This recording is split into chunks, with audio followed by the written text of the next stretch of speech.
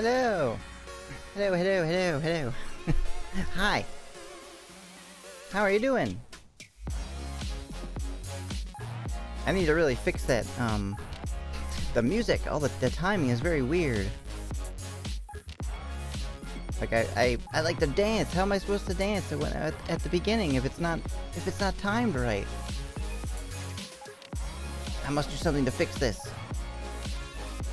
I'm doing really good. How are you?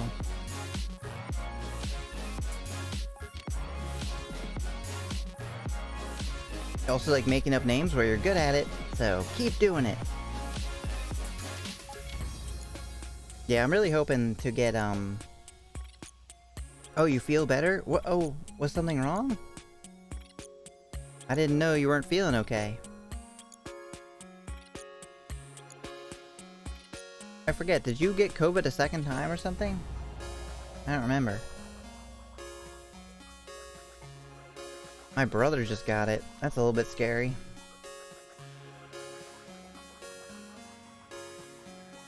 Oh, your EB was attacked by your other dog. Oh, that sucks. I hope not too bad. Dogs do definitely fight. Oof, I hate COVID. Yeah, I feel like there's probably not a lot of people who like it. But yeah, it does suck. Hope he gets better. Same. I mean, he's got a 4-year-old kid, so... I'm a little bit, you know... I am a little bit worried about him. But, hopefully he'll be okay. And that's probably... it's pretty much all the news I have. I did finally get some more sleep. I've been having pretty bad insomnia for the last couple weeks. I was like, oh god, the stream last night was so bad, I was so sleepy. But whatever. At least I finally managed to get some sleep.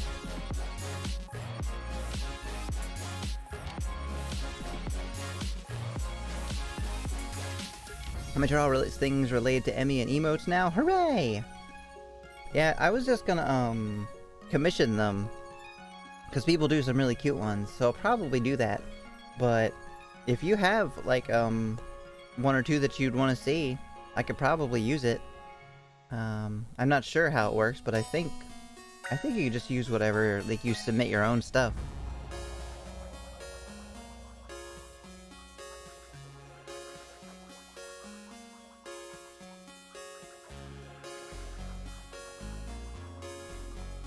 Look, we are playing more.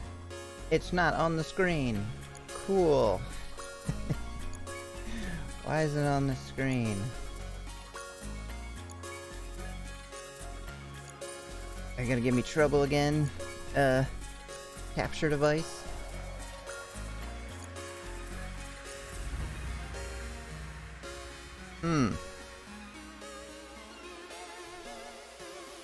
Let me go see if I have to push a button or something.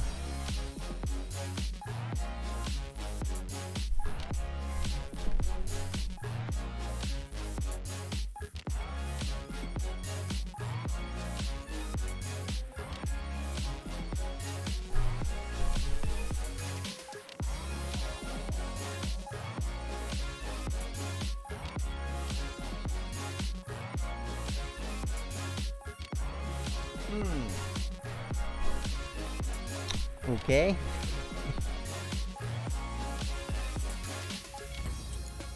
It does seem to like doing this.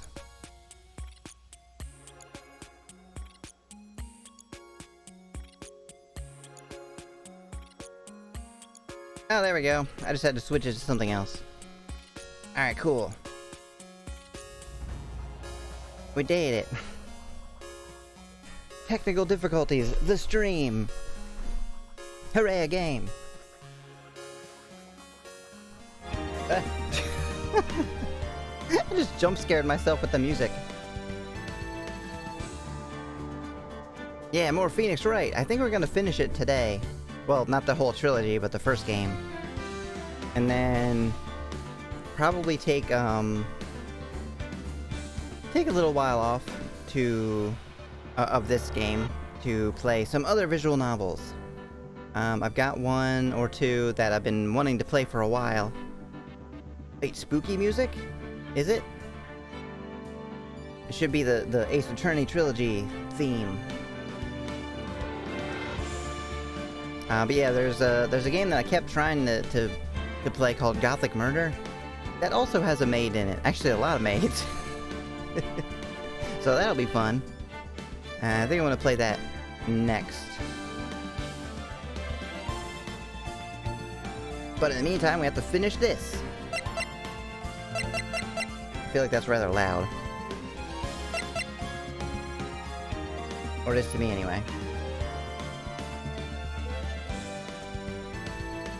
Oh, just saying that because it scared you? It came out of nowhere. Well, I pushed the button to unmute it, but I thought the volume was going to be low, and it wasn't. Alright, turnabout goodbyes. Are we really only 3 hours into this game? How's that possible? Oh, no, it's not. Okay, I thought that was the elapsed time. It's not. That's saying that the time, 2 a.m. I was like, there's no way we've only played 3 hours. I wonder if Josh knows you're just on Twitch now? I think so. I did tell everybody when he was there. Maybe he missed it. I don't know. Maybe I should put a thing on YouTube saying that's where I am. In case people forgot. I don't know. I figured he might just be busy.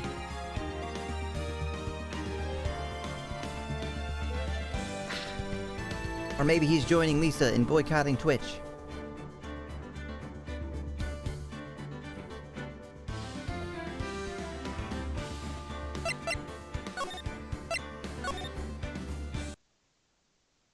Oh yeah, we finally got to the mysterious boat rental shop. Hey Nick! This is the boat shop that Lotta was talking about. Yeah, right. It does say boat rentals. Doesn't seem to be anyone around at all. Let's go check it out anyway. Alright, let's examine it.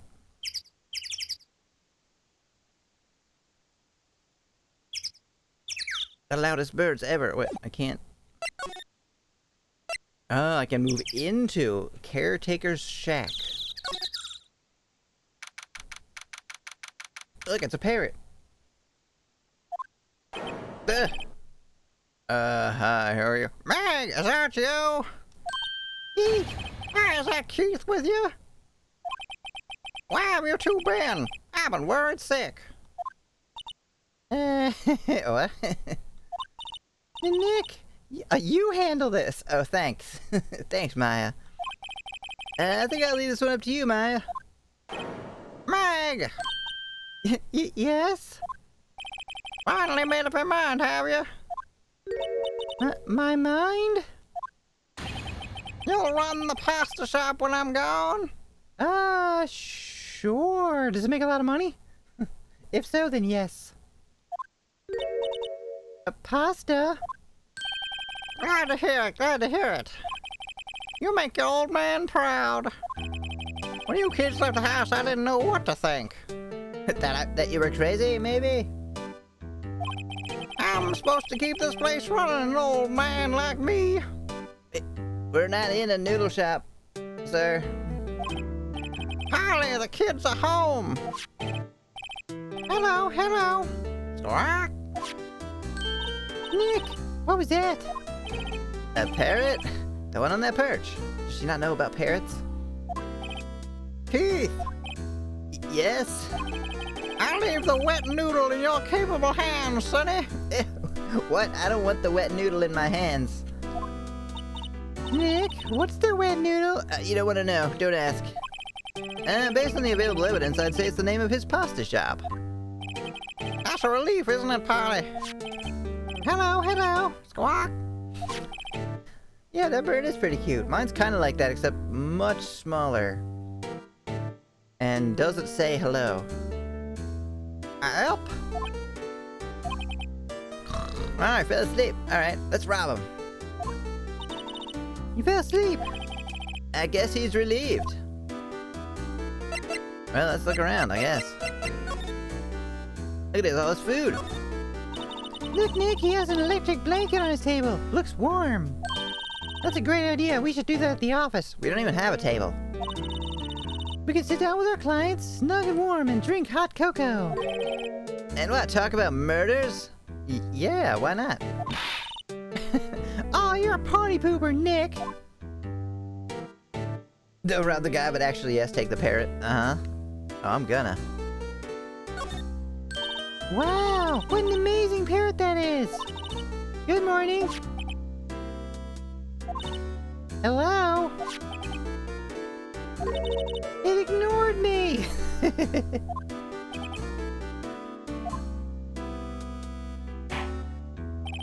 What, you forgot me? You gotta call her name first. Her name?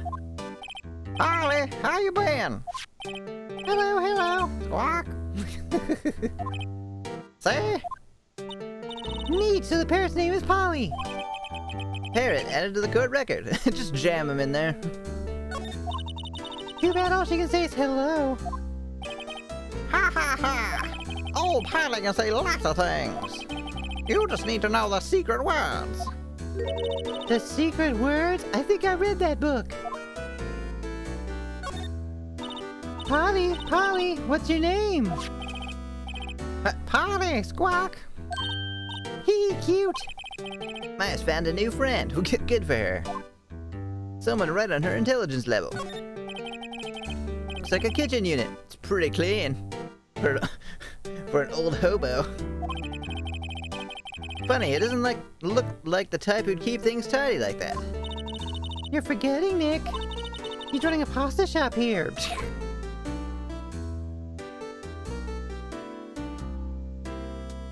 Alright, what else we got? Fish pictures.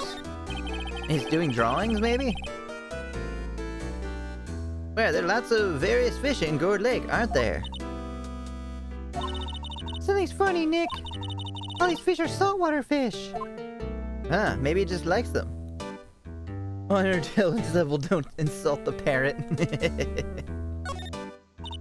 Wow, he has a television in here too. Cool. Great observation. What's this? Look, a little safe. Let's steal it. It's locked. What? You tried to open it? It's a trash can. Yeah, don't look in there. This fishing pole looks expensive. Cool. Alright, well, let's talk to the guy, I guess. Tell me about the pasta restaurant.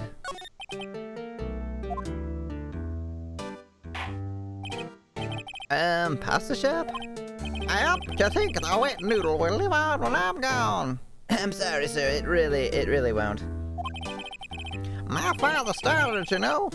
So that makes you two the third generation. Meg, Yes.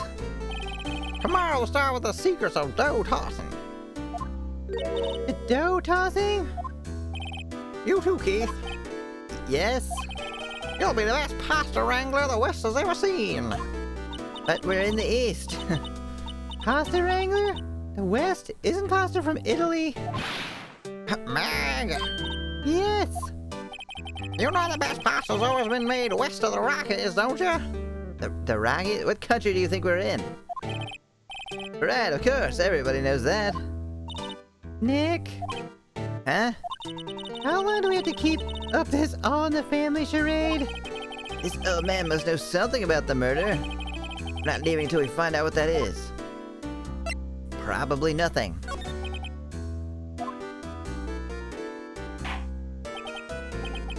This is a boat rental shop, right? What are you talking about? This here's the Palace of Pasta, the wet noodle. Oh, now that you mention it, we haven't gotten many orders for spaghetti lately. All the kids come up and say, "Yo, dude, we want to ride in one of your boats." That's why I keep them boats out there. Youngsters these days, dying to understand them. I'm pretty confused myself. Plot twist, he's the murderer. That would be a pretty good plot twist, wouldn't it? Nick, this isn't going anywhere. This old man is a witness tomorrow, right? Is he really? Is that a good idea? We got to find some way of getting information out of him. Tell me about the bird. My memory has gotten worse of late. That's why I just tell everything important to old Polly here. Everything important? I wonder. Polly, what's the number to the safe? 1228 squawk. All right. Hi, Polly, watch it, will ya? Heh. See, Nick? All it takes is a little clever thinking. And a bird that knows everything. And a criminal mind. Quick, Nick, write the number down. Hey, don't get me involved in your little heist schemes. But he is asleep, so he'll never know. Well, glad we came here. Can we present you with something? What do you think about your own bird? Now listen here, Keith. Remember that tricolor pasta we were talking about? Our rain belowly? I figured out the last color we should use, indigo blue. Indigo blue. That didn't seem to work the way I thought it might. Polly's gonna say something important like, The murderer is. yeah, they're definitely gonna say them. Why else would we have them? What do you know about this picture? Now listen here, Keith. Oh. I guess that's just what they say when... So we gotta show him something, right? What do you know about Misty Faye?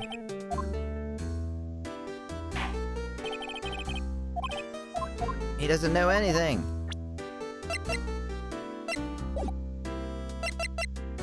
Well, I guess we just leave.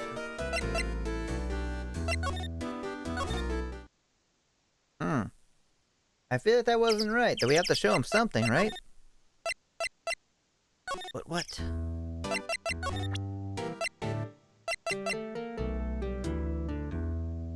Oh, maybe the gun? This?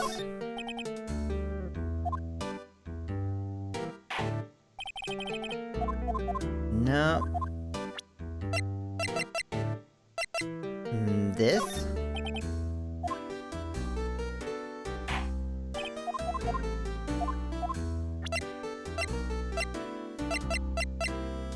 Hey, I'm an attorney. You better listen to me. Oh, what? I did not know he was gonna... Okay. Something finally worked on him. I don't believe it. He said something about me being a lawyer. I don't think I can go back. Alright, whatever. This old guy's the first person to recognize my badge. I get it. Huh? Well, I got you figured out now. You're not Keith. Nick, now's our chance to clear things up. Sir? No, I'm not Keith. And I'm not Meg either. No, you can still be Meg. You don't matter. We're here investigating a murder that took place on the lake the other night. Please help us. Huh, a lawyer, huh? Please, mister. Alright, I'll help. But on one condition. What's that? When this case is over and done, y'all take over the noodle shop. You'll run the wet noodle. You sure? I promise to run the wet noodle. Okay, we promise. Hey, I could work at a pasta shop, be a lawyer at the same time. Why not? Nick, are you sure about this? Hey, anything to get this case solved. Also, who wouldn't want to eat Phoenix noodles? Actually, yeah, that does sound really good. I guess so. That's my boy. Good for you, Keith. Wait, didn't I just say? You too, Meg. Yes? Y'all bring a tear to the old man's eye, you know? Now, what was that you wanted to know? Speak up, Potty. Hello. Squawk. Now he's talking to the bird again. How do we get him to talk to us? I don't know. I guess we could just talk to him, right?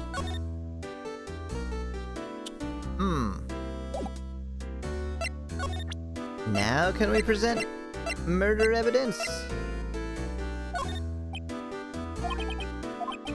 Fell asleep. Okay. So basically the same thing as before. We don't know what he wants to see. You won't be needing that badge to run the pasta shop. Toss it. I'm thinking I'll hold on to it if you don't mind. I meant to present this. He doesn't care about anything.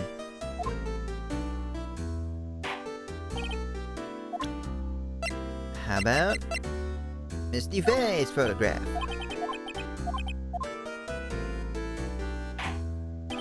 They're not making it easy on us. Aha!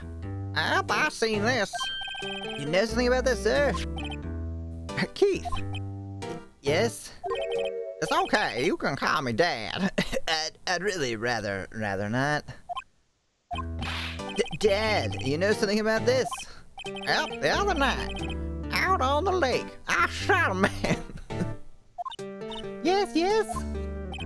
I know all about that. I seen it. What? Tell us what you saw. Well, I suppose, since you're taking over the shop and all, Well, tell us what you saw. Yeah, he's the new Mr. Saw It. I forget the time, but it was pretty dark outside. Probably night, yep. Now, this was 30 years ago. It was after midnight, but okay. Then I heard this bang, so I looked outside. Then I heard another one, bang. It was a magic show. People were disappearing off the boat. A little while later, this boat comes back, and a young man walked by my window here.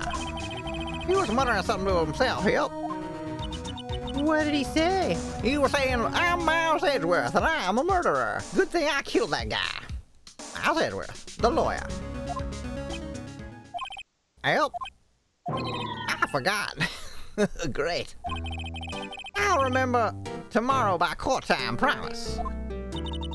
We need to know earlier than that. You know what? Little Terry was just here. Terry? Yep, that kid next door. He always used to make him cry, remember?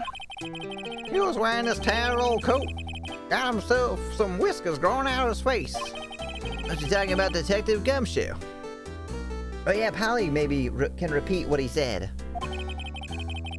He comes up and tells me to come down to court tomorrow. Really?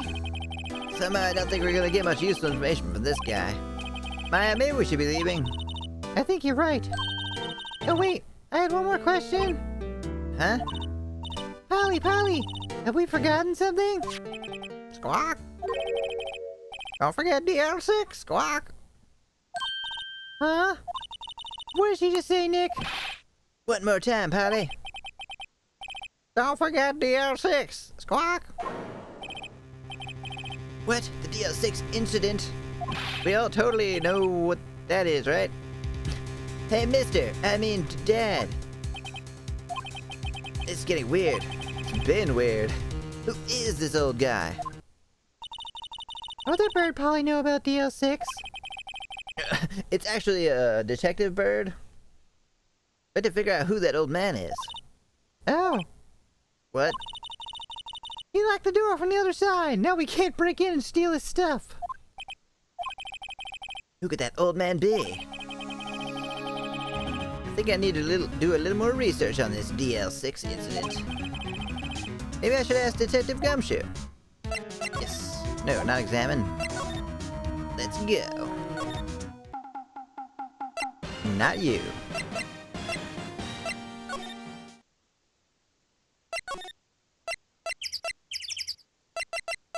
Criminal affairs. Oh yeah, it's Gumshoe's other detective animal. He's just keeping him there to watch over the old man. Hey, pal, long time no see. You don't look so happy. What's wrong this time? Actually, we wanted to ask you something. Yeah?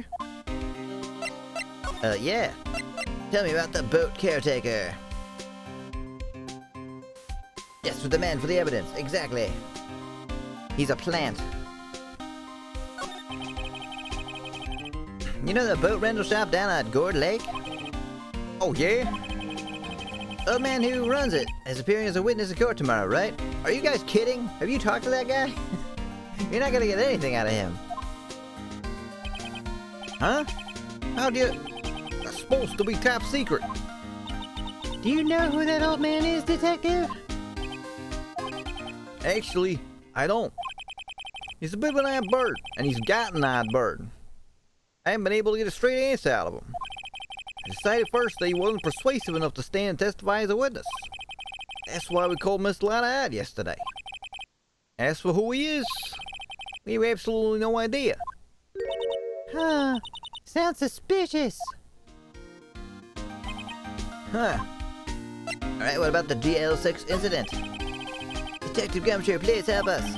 Huh? We need to know about the DL6 incident. That was when Ezra's father died.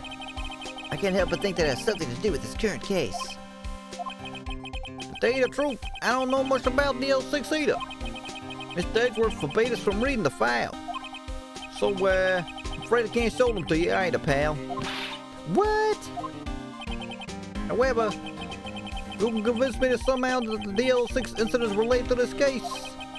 Well, I guess I consider opening the file up.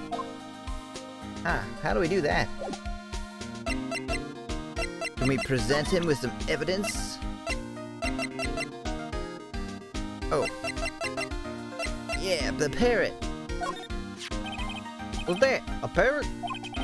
The old man at the boat rental shop's parrot. The parrot knew about that incident. That incident? DL6? What did you think I meant? What? Polly, have we forgotten something? Squawk! Don't forget DL6, Squawk! Huh? Pretty sure that old man must have taught her that word. Yeah, but how would that old man know about the DL6 incident? Wait, what if he is the incident? Yeah, Polly the parrot. What if that old man was connected to DL6? Nick, you think he might be? I get you. Sounds like you need information on the DL6 incident. Well, that was easy. So there's a station's record room. I give you special permission to go in and find what you need. All right, way to go, Detective Gumshoe. Okay, Nick, to the records room. I guess it's time we face Ezra's past. Plot twist, he was Ezra's father? Wait, is it? Ezra's father is dead though, right? Oh, you mean the bird. The bird is Ezra's father. I knew it. Alright, let's go. The records room.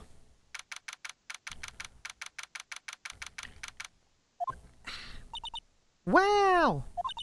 It's amazingly dusty. 10 years of files and 10 years of dust, I guess.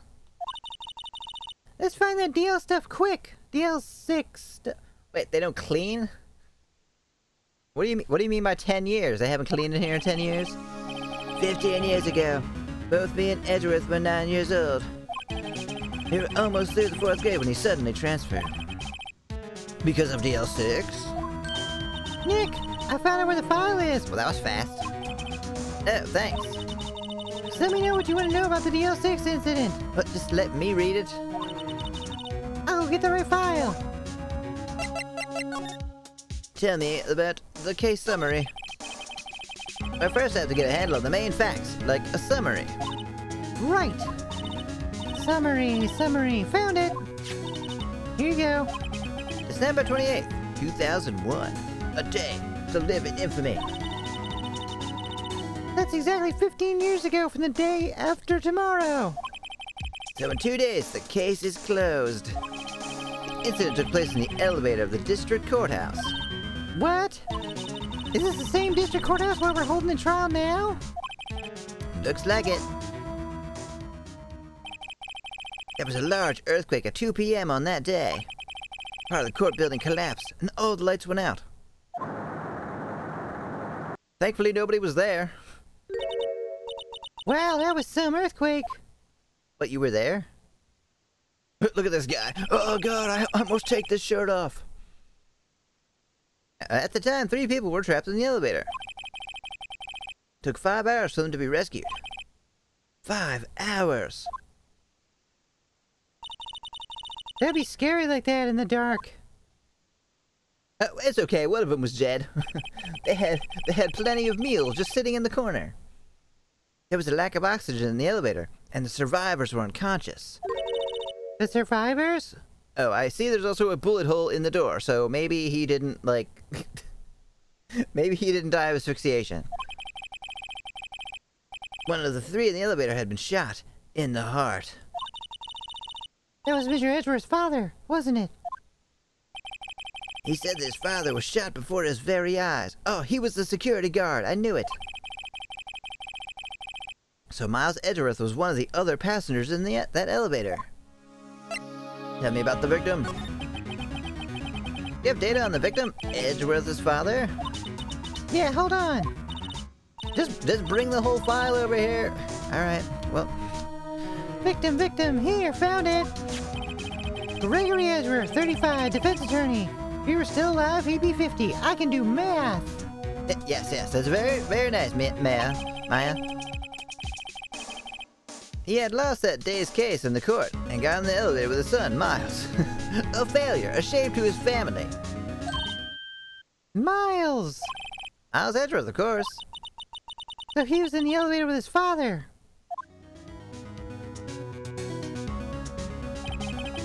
From the angle of the bullet, the other evidence, it could not have been a suicide. Well, no, he couldn't shoot himself through the door. The murder weapon, a pistol, was found in the elevator. Huh. The pistol had been fired 2 times. Where have I heard that before? Someone is reenacting DL6 on the lake. Sounds just like this current case. What's going on here? Got any data on that suspect in there? That'll be the guy that my mom got arrested. Hold on, this is it. The man arrested as a suspect in DL6 was Yanni Yogi.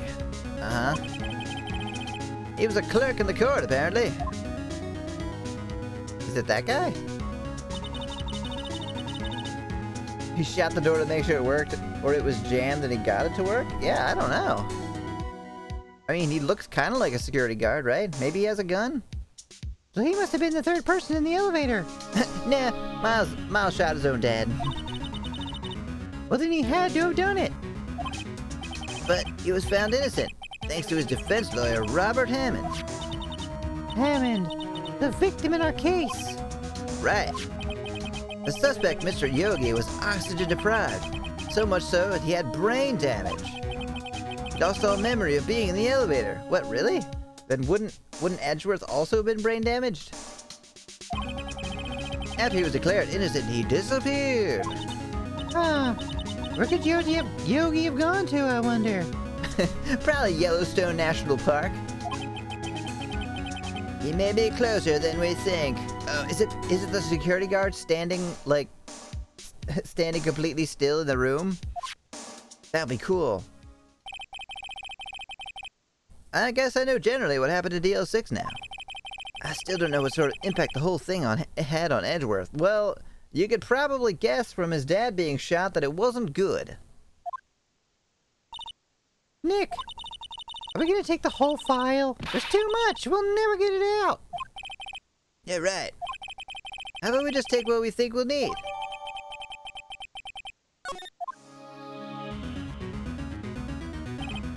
Right. That's probably all we're able to find here. All set in trial is the trial tomorrow. I wonder how Dad will do to testify in court. It's funny because he's senile.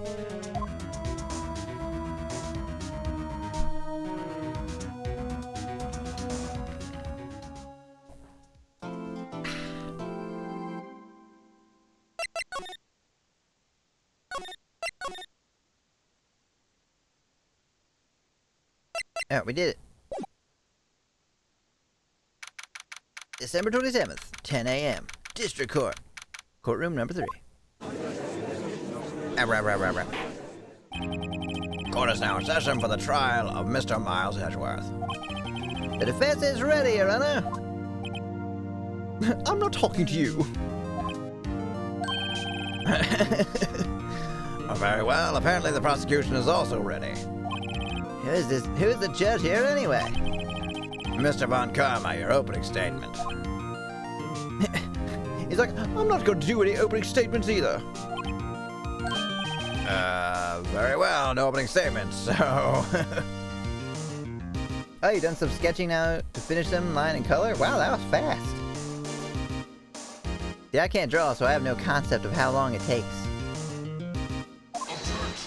Objection. Not so fast, Judge. I was taking a meaningful pause before speaking. Right, of course. A prediction. I will snap a lot. Today's trial will end 3 minutes from now. No way. Order. Mr. Von Karma, what is the meaning of your statement just now? Wait, you can't object to the judge. Yeah, Senior Snappy Hands over here. Bah, must you question everything? It'll be over in 3 minutes. We have no time to waste. I'll call my witness now. Right. I call my witness, my decisive witness, to the stand. It's that mysterious boat shop owner. Great. Super glad we have to talk to this guy a whole bunch more. Witness, state your profession. Professional sleeper. I'm the proprietor of the restaurant The Wet Noodle at Gourd Lake. He's like, thusly that. And I also rent boats. The night of the incident, you were in the boat rental shop, correct? Trying to do, he's got that super deep voice and he's like, Objection. trying to get closer to that.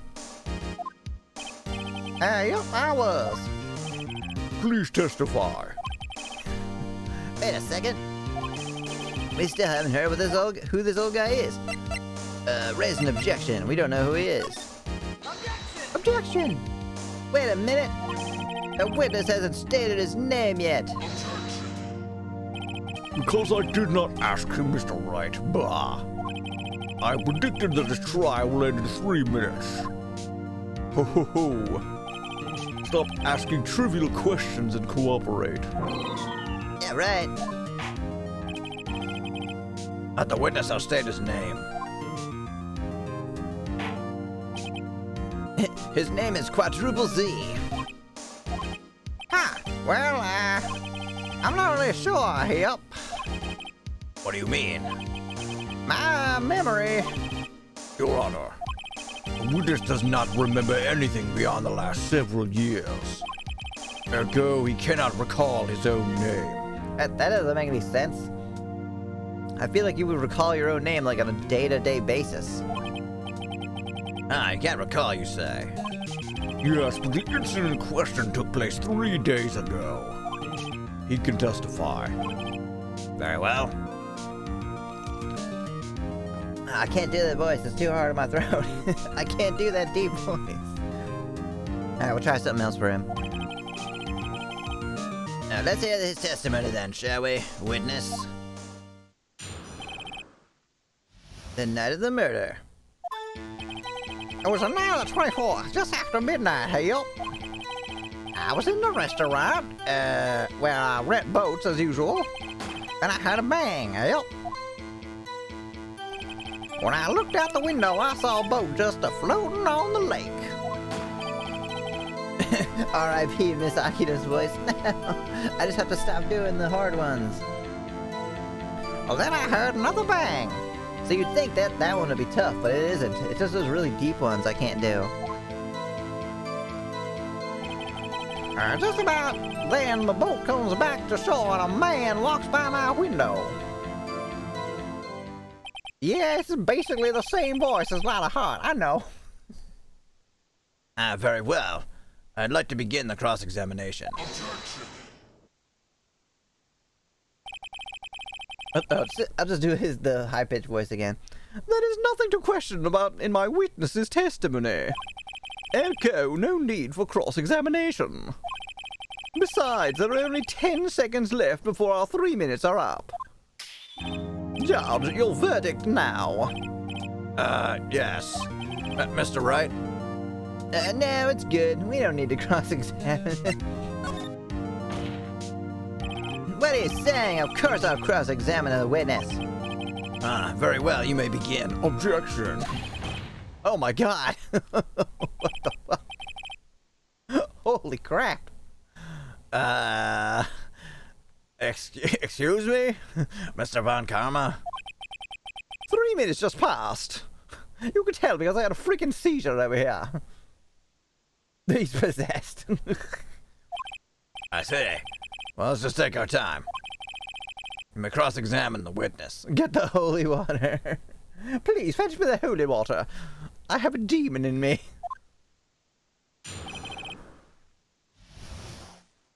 Alright, let's press this guy on everything.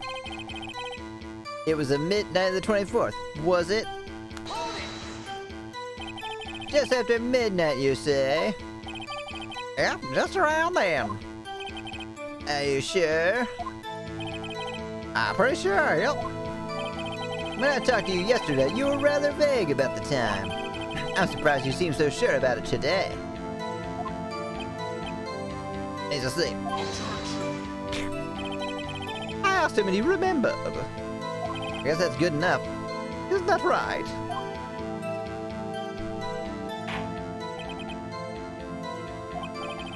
Now, don't glare at me like that. I remembered it clearly, I did, yep. You see, you continue. You read boats or whatever, sure. Is there anyone who can testify or can verify that? Well, I guess Piley could. That's not good enough for a court of law. Mr. Wright, Exactly what's not good enough? Your Honor, this Polly is a parrot. Parrot? That sounds cool. Bring him in. I love birds. Don't be so hard on the girl, Keithy boy. What is happening? The prosecution concedes that we cannot prove the witness was in the shop. Witness, please continue. Well, he's actually like playing by the rules now. Then you heard a bang, huh? And where did the bang seem to come from? Your mom? That's what I thought. From the lake, I figure. Are you certain? Well, Good, continue.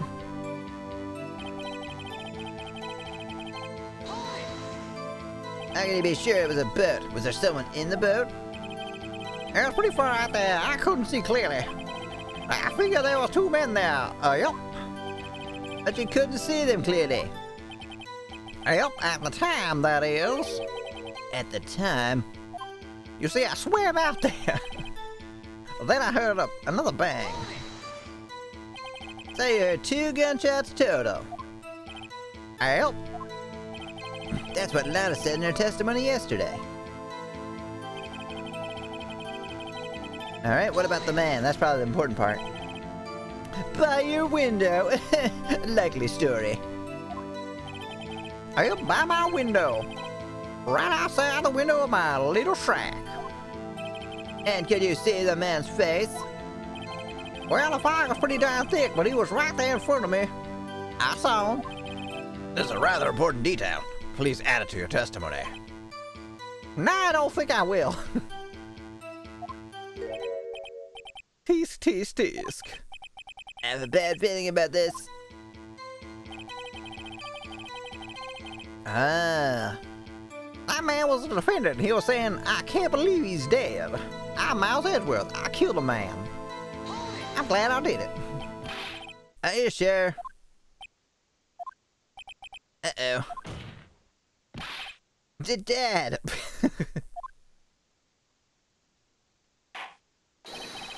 Dead certain, Keith. He said, I can't believe he's dead as he was walking by, too. Ah, well, Nick, he definitely did it. Witness, are you sure that the person you saw was this Miles Edgeworth? It was him, that Edgeworth boy. Well, are you alright, sir? No. This sounds like decisive evidence indeed. I see no room for doubt. On karma? He lured me to cross-examining so he could set me up for a fall. Tisk. Nick, I don't like the way things are going here. Everyone in the courtroom is glaring at us. I better act quick or this trial's gonna be over. Wait and see what happens? Let's object to something. Your Honor, we proved in yesterday's trial that it could not have been Edgeworth who fired that gun. Mr. Wright, are you referring to the fingerprints from Edgeworth's right hand found on the gun? And the photograph showing a man firing with his left hand? Exactly. Hello, Josh. I'm glad you could make it. Welcome.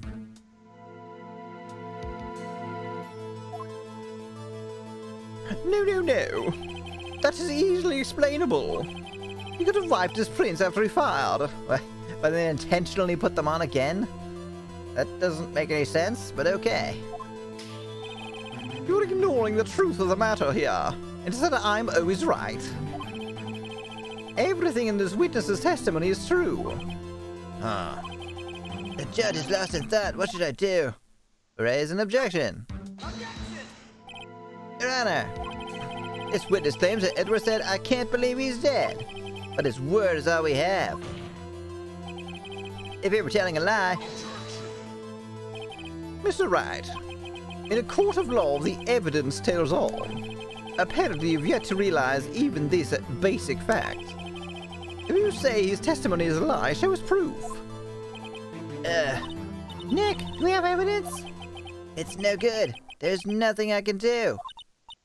Are you sure?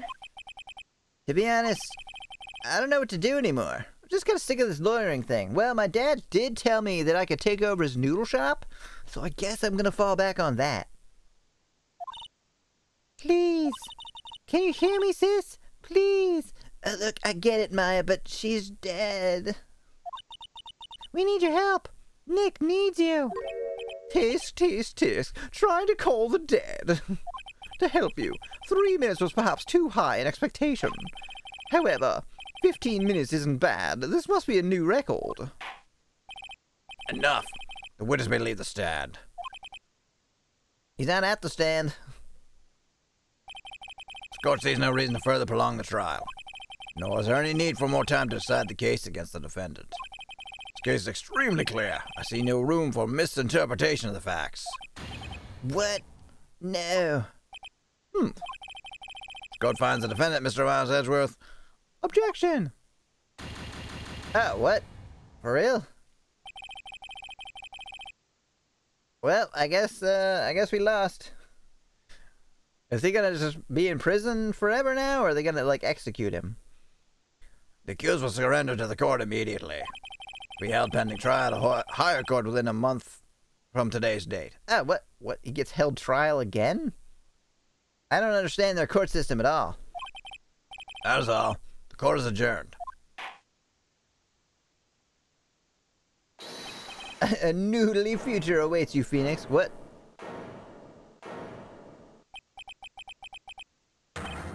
Who was that just now? Me! Who is me?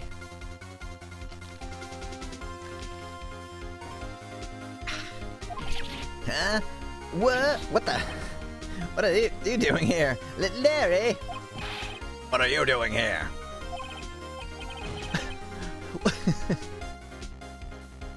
Listen, you gotta listen to me. I was there in the park the night of the murder. Right, Larry the hero.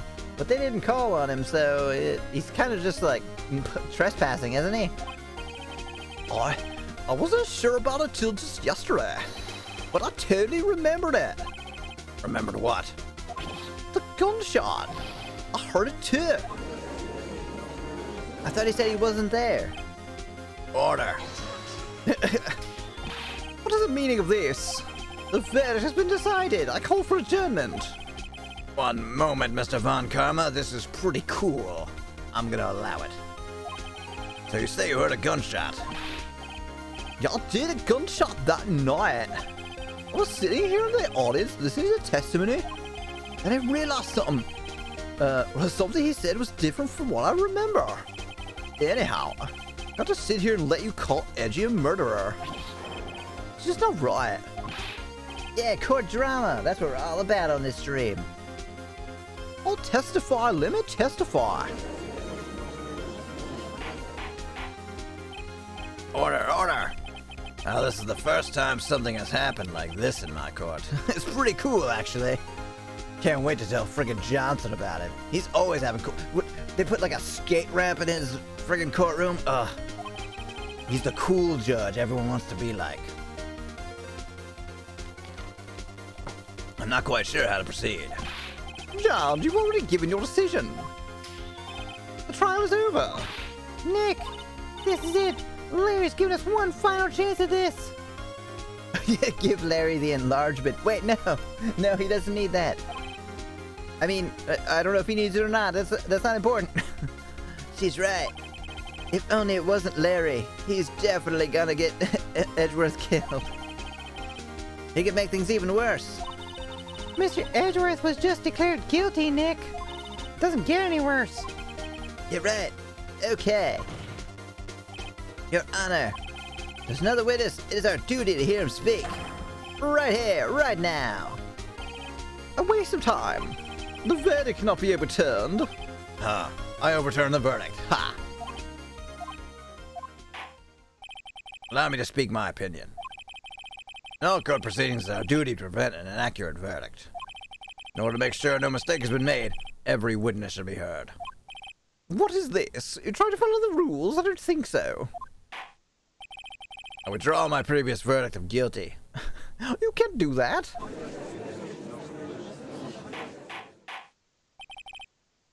Mr. Von Karma, I order you to call this new witness to testify. Now. What? Court will adjourn for a 5-minute recess. I'm going to play in the sandbox. After that, we will hear this new witness. Court is adjourned. Alright, cool. December 27th. Alright, cool. I'm gonna take a quick break. Probably like just 3 minutes. And I'll be back doing all these voices hard on my throat, so I need more beverage. I'll leave you with some cool music. Alright. I'll be right back.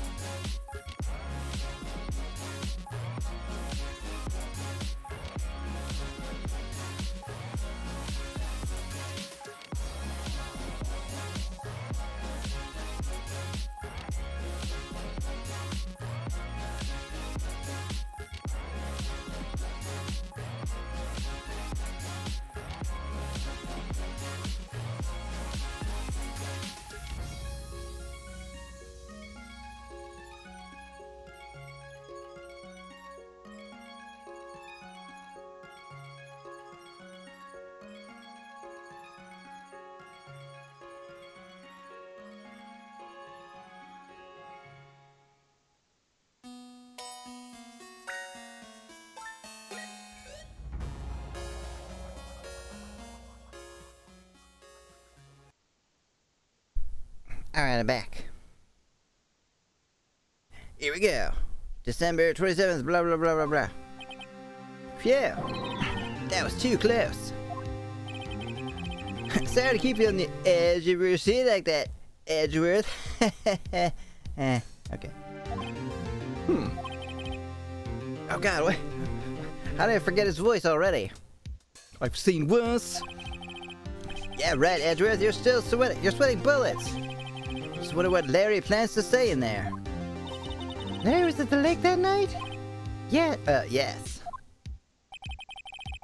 They went looking for the steel samurai balloon that flew into the lake. Edgy boy is not impressed. Has he ever been impressed with anything? Oh, right. And he found the balloon and the air tank that night. Yeah. I don't care. Hey, Edgeworth. Oh, you say something right? Yeah, a lot of things. Seem out of it. What's wrong? What do you think? He was just declared guilty. Like 5 minutes ago. It's nothing. Eh? Mr. Edgeworth, there's something I've been meaning to ask you. Sweating bullets. Guard, arrest this man. He's got bullets. What's that? Why are your fingerprints on the murder weapon? Oh. Are they? Whoops. Well, you see, I was out there and I shot a man, and well, when he fell into the lake, I went into a daze. I couldn't understand what had happened. Couldn't think straight. I saw the pistol lying on the floor of the boat in front of me. I picked it up without thinking. Really? Didn't have a reason, really. I see. Right? Yeah? This might be our chance. A chance? Oh, he's gonna ask me out, isn't he? I know it. Von Karma only ever run perfect trials. Oh, has only ever run perfect trials. Perfect trials? Perfectly prepared witnesses, perfectly complete evidence. That's the secret to his success. This is the first time he's ever had to deal with something unexpected. He's to let someone he hasn't even talked to testify before the court. And someone is Larry. Nice job, Edgeworth. You screwed yourself over. Yeah, what? You really shouldn't have done that. What are you getting at? It's likely his testimony will be full of hoes, right? That's right, Nick. No 10-minute trial this time. We'll milk this one for all it's worth. Hey, it was 15 minutes. 15. Everything's on Larry now. I'm sorry, Edgeworth. You're probably still screwed. Why did you pick me as your lawyer?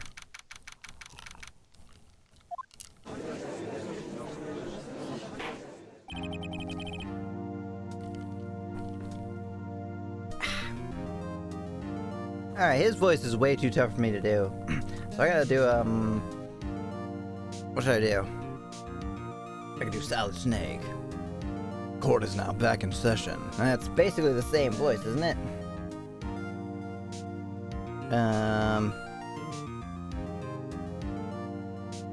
What should he be? Yeah, whatever, I'll figure it out. Court is now back in session. Witness, please testify to the court about everything that you saw. Oh, that's just Maya. On the night of December 21st. Right, leave it to me. Please, Larry, don't mess this one up. I hate to admit it, but you're our last chance. Uncommon didn't even have time to prep his witness. Pretty funny. I just hope Edgeworth is right about this being our big break.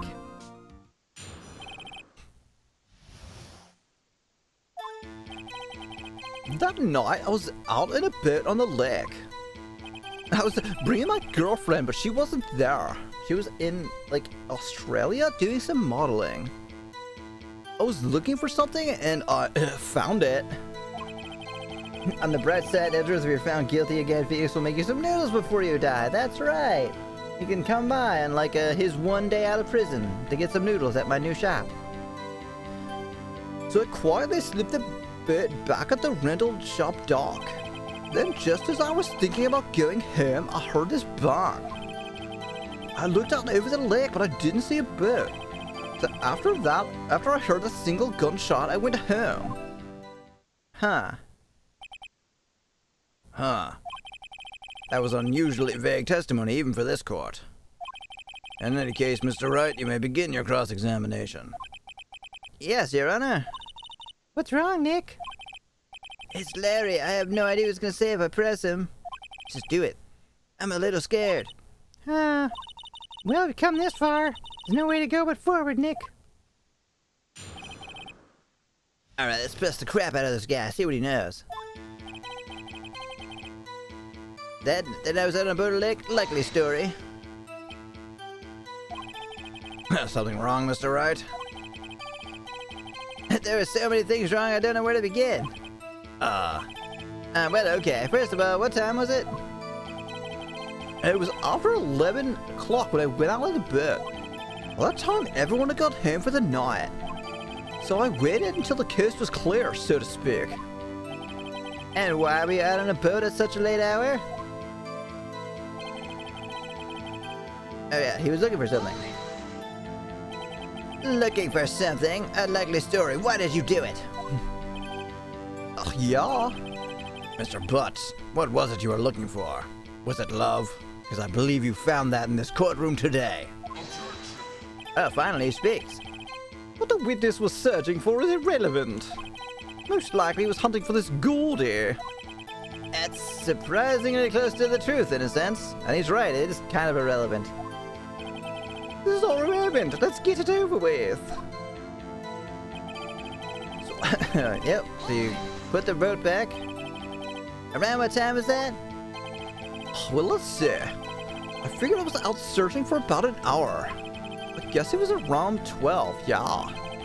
You're not sure? Hey, don't give me that face. I'm not some sort of human sundial, okay? That's the only way I know how to do that face. Yeah, you can, you can space it out, or else it's a robot. The robot makes sense, though. People use watches these days, Larry. No, they don't. They use cell phones. Even he's in the past. Tell me about this bang. Where'd the sound come from? Yeah, well, I wasn't too sure about that. I looked around, you know. Did you look at the lake? Yeah, I looked. Alright. Wasn't there a boat on the lake? Yeah, wasn't there? Order, order. Well, Mr. Butts. What? Everybody could just calm down, okay? I'm making this up as I go along. It's not as easy as it looks. I'm not a professional liar, for God's sake. You have Edward Elric's pocket watch. I mean, but it was real foggy that night. I'm not sure whether there's a bird out there or not. Wait, who is that? I've never heard of Edward Elric. Okay, no problem. That's just the most important part of this case. Huh. Yeah, what do you mean you heard one shot? You only heard one bang, correct? Yeah? Well, Nick? Well, I guess he's completely unreliable. Oh, Full Metal Alchemist main character. Oh, you have like what the hell am I? Replica of it? That's pretty cool. Huh. It's a pretty wishy-washy testimony, wasn't it? Well, knowing this guy. I guess I should just start working on the contradictions. The replica is dope. Is it made of like metal or is it plastic? I think I have a replica of the watch from 999. Like those wrist things that they wear that like explode if they mess up by going through the door when they're not allowed to. It's just a watch though. It's not a bomb. I think. Sorry. I wish I could be more helpful. I wish you could call my sister. I feel like that's gotta happen eventually, right? Like, they keep bringing it up. Nothing wrong, Mr. Wright? There's so many things I don't know where to begin. Oh, wait. I already heard all this. The only Full Metal Alchemist character is Nina. I think that's what her name was. I don't know. I've never watched it. All I know is there's like a tall robot dude, and his brother is another shorter dude. Alright, so we gotta present something. Wait, so probably the single shot thing, right?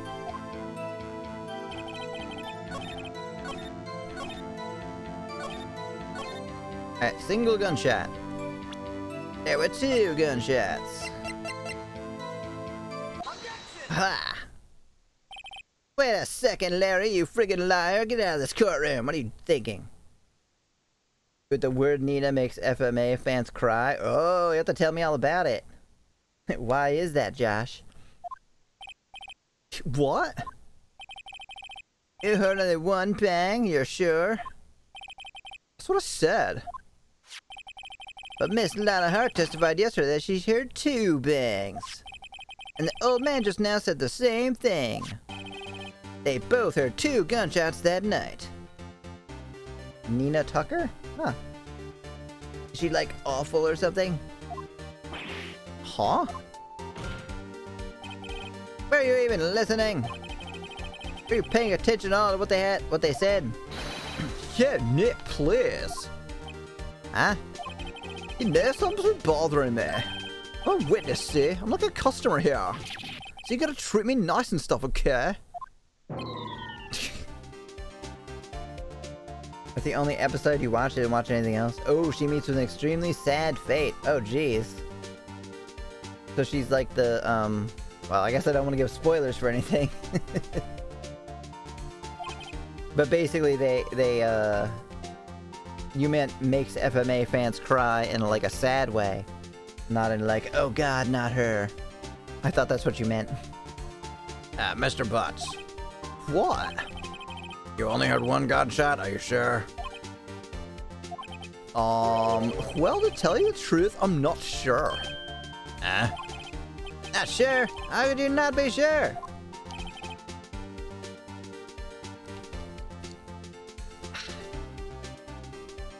Yeah, well, I might have missed the other gunshot.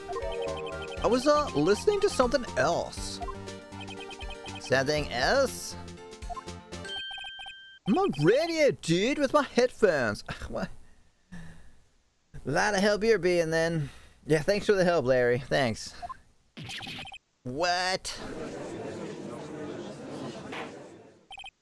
Order, order. Stop that booing. Mr. Butts, you're listening to the radio with your headphones? Get out of here. Yeah, so what? Is that a crime? I listen to my radio. Everybody listens to the radio. What's the big deal? No, they don't. Huh. Mr. Vakama, your opinion? Waste of time. I do not accept the witness nor his shoddy testimony. Well, Mr. Wright, should I continue the testimony? Yeah? Your Honor, please allow the witness to continue his testimony, even though he's a huge moron. Bah, nothing is more pitiful than a lawyer who doesn't know when he's lost. Very well, Mr. Butts. Please give your testimony, but be sure to include details like your radio. Oh yeah, Larry is the main character. That's why it's called Phoenix Larry. No, but Larry Wright. Right, leave it to me. I wouldn't be if there were any other way out of this, believe me.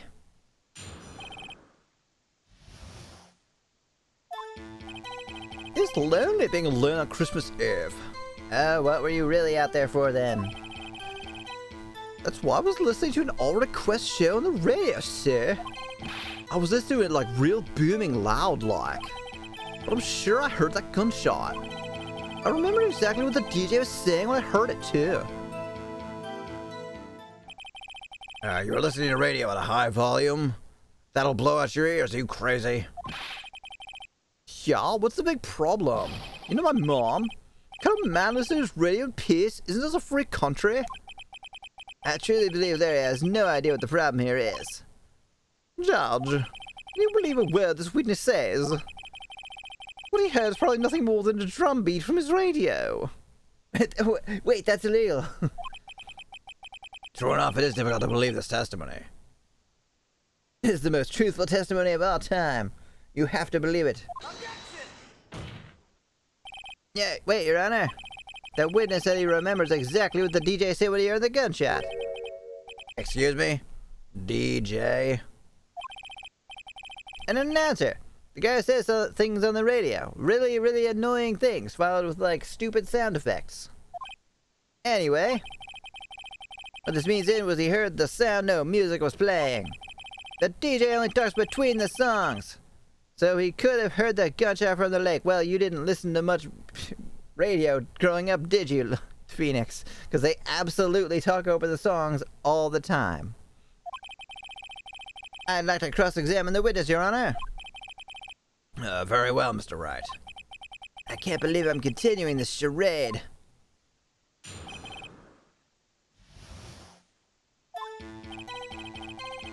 Yeah, tell me all about your horrible, lonely life. So, you turned on the radio. That sounds like a thing a loser would do. Right. I just wanted to hear someone's voice, you know? You don't know what it's like to be out there alone on Christmas Eve. Alone. I shouldn't have said anything. I can't remember the last time I listened to the radio. Right? I think mine would have been... I don't know, like 2011. A place where I was working they would like still put the radio on. You might have a chance to remember the name of the program you were listening to? What? That has nothing to do with the case, Your Honor. Objection sustained. The witness was just listening to the radio. That is all we need to know. Does car radio count? Yeah, I think so. Why not? Tell us, Mr. Butts, how loud was your radio set through that night? Real booming loud, okay. Real booming loud? Yeah, you know. And you had headphones on? Are you trying to go deaf? Yeah. I wouldn't think you could hear anything going on outside at all. Uh-huh, you're sure? Can you prove that? Oh, no, of course you can't. What am I saying? You're a useless witness. We've lost here. Okay. This charade has to end. No, I can't prove it. But I remember the moment real clear. I mean, while I was talking about it, it came back to me. Came back real clear to me, you know? And what was the DJ saying? What did she say, even though you didn't say if it was a woman or not? Mr. Wright, please cease these pointless questions. What possible good could knowing what a radio DJ said to do us? Indeed, Mr. Von Karm has a point.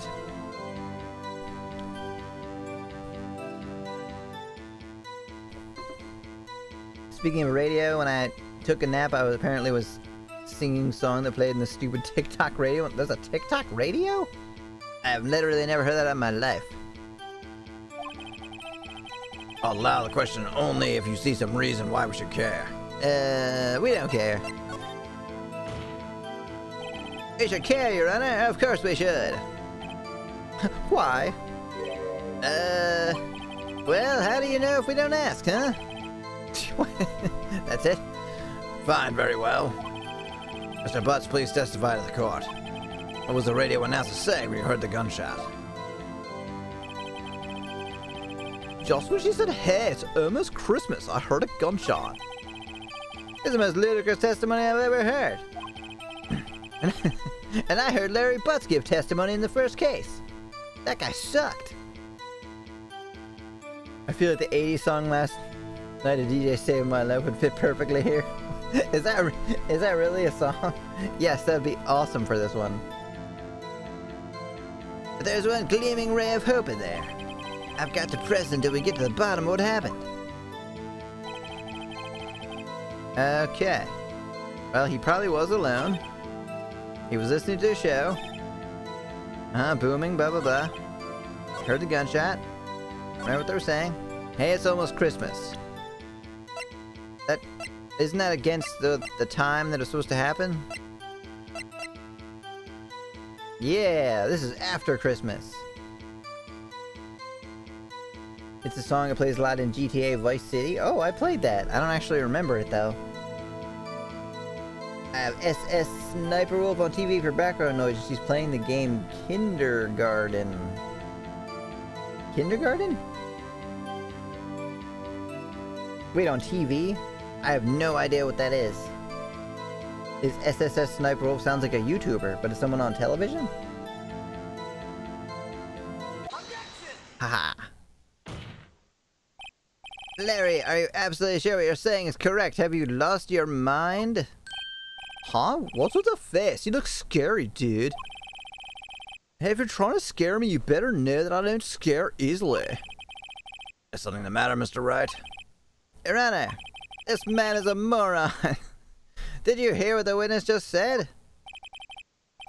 The DJ said, hey, it's almost Christmas when he heard that gunshot. Oh, you have YouTube on your television device. Oh, cool. Indeed, and? Almost Christmas means it wasn't Christmas. Do you realize what this means? When you heard the gunshot, it was still Christmas Eve. Santa could have done it. You would enjoy Kindergarten, Emmy. It's a pretty comedic game. Oh, I'll look it up then. I'll put it in my notes right now.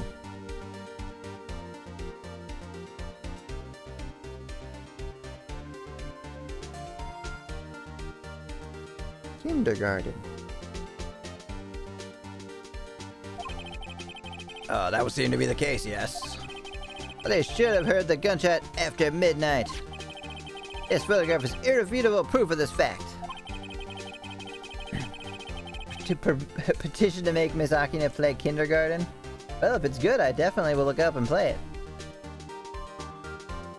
Oh, you talked about it before? Oh. I didn't have a notebook back then, so I definitely forgot it, because I have a terrible memory.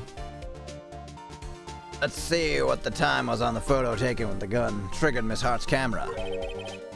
12:25:15. 15 minutes after midnight on Christmas Day. There's a clear contradiction, Your Honor.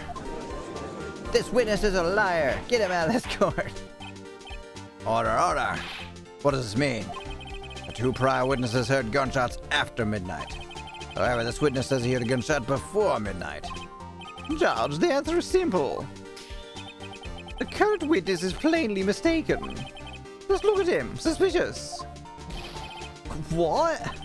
Well, Mr. Wright, what do you think about Mr. Butt's claim that he heard the shot before midnight?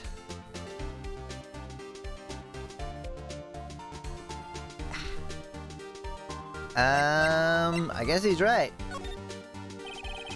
Larry's not mistaken, Your Honor. He heard the gunshot before midnight. Well, he isn't wrong, Larry. You are suspicious. Weren't you just on trial for murder, like, last week? Intriguing. I'm assuming you have evidence for this wild claim. Show me the evidence there was a gunshot before midnight.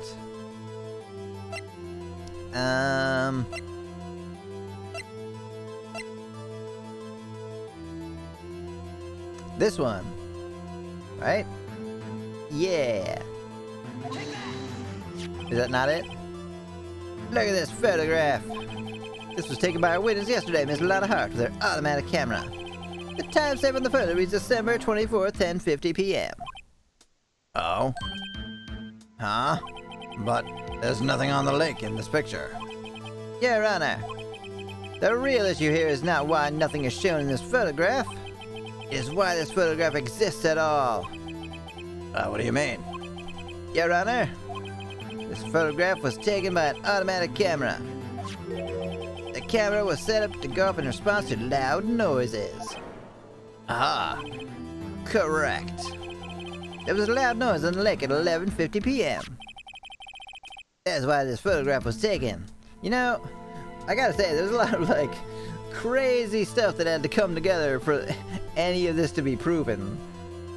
Like someone who just happened to have thought that they saw the Loch Ness Monster on the lake, and then it just happened to someone bring a camera and set it up on a loud noise activating timer. Very, very strange that would have happened. In other words, when Larry heard that gunshot, it was most definitely still Christmas Eve. Indeed, it would seem that is the case. Now, where does that leave us? Miss Hart testified that she heard the gunshots after midnight. Are you claiming she was mistaken? Not at all, Your Honor. It is a fact that the camera also triggered at 15 minutes after midnight. Your Honor, that night there were 2 sets of gunshots with a 25-minute pause between them. In the Ace Attorney anime, Von Karma snaps cause heavy wind. Oh my god, that's amazing. I love when they take like cool little licenses with the characters like that. But like, what would this be like in an anime?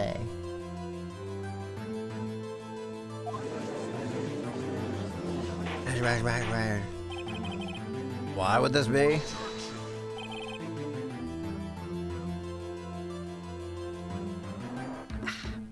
Don't be fooled, Judge.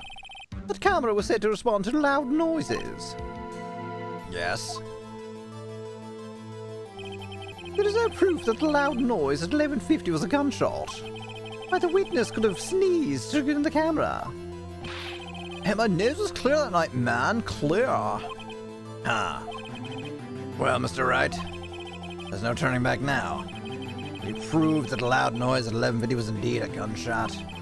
Please show the court evidence if you have any. Yeah, how do we prove that?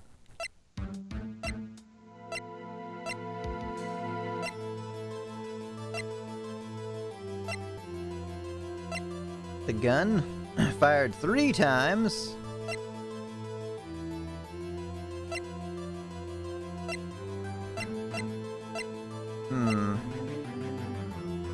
Maya yelling at the camera. That's right. Oh, have saved? No, I haven't. That's good idea.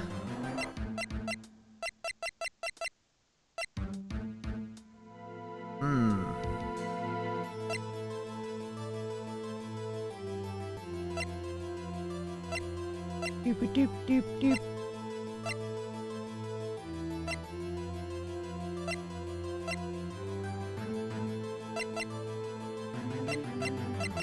Well, the only thing I can think of is the gun, but I will save it. Save.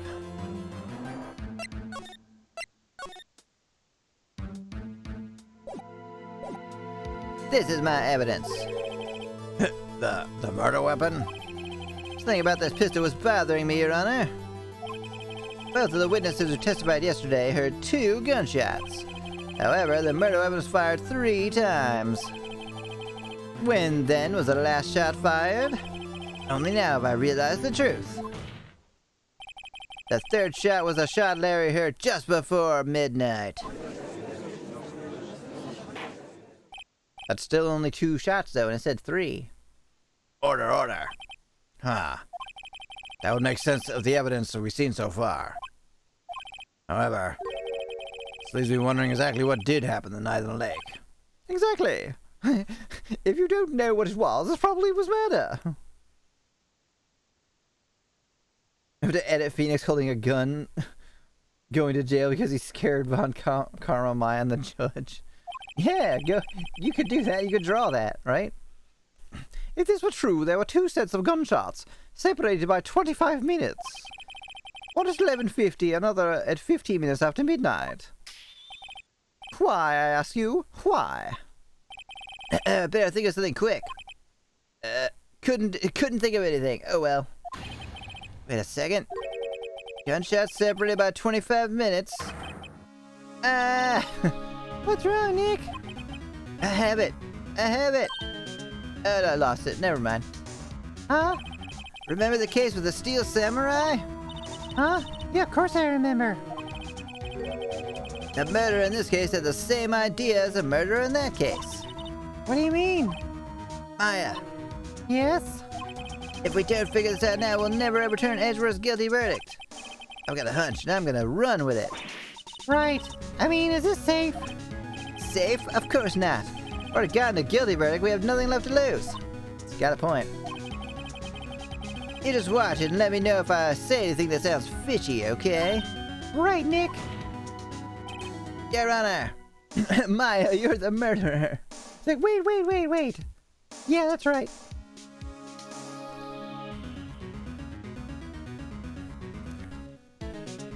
Oh, now I'm dropping ice on myself. Yes, Mr. Wright? The testimony just now has cleared up this entire case. What do you mean, Mr. Wright? Tisk. So, you finally realize the truth. What? Uh-oh. There can be no other murderer here than Miles Edgeworth himself. No. Wrong, Von Karma. A man was shot that night, but it wasn't Edgeworth who did the shooting. Listen, rookie. Take a deep breath and consider the facts. At the time of the murder, one boat was on the lake. This was shown by the witness's photograph. The defendant, Edgeworth, and the victim, Robert Hammond, were on the boat.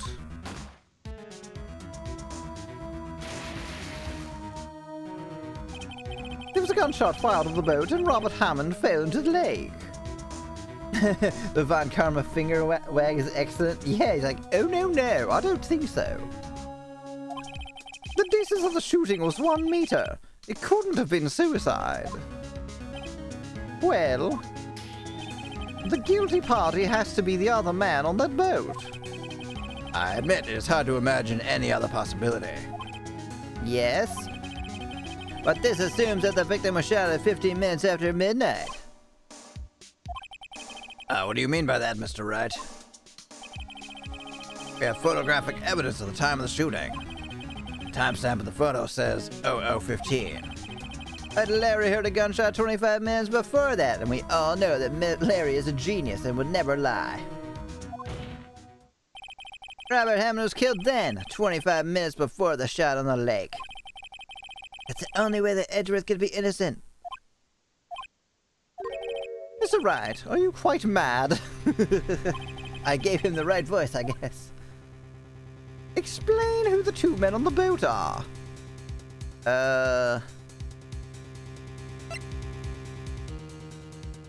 Edgeworth and the murderer?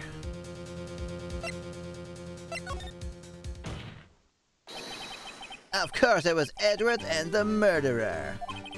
After the murderer killed Robert Hammond at 11:50, he assumed the guise of Mr. Hammond and met Edgeworth. Huh. Edgeworth and the Pringles man. What, are you serious? That's friggin' crazy. Shut up. Get out of my court. Yes, Edgeworth won't tell us why he went to the lake that night. However, I have a hunch. That night, Robert Hammond called Edgeworth to the lake.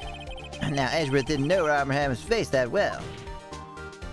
That's why he didn't suspect anything when the murderer took Robert Hammond's place. I'm not sure what to make of all this.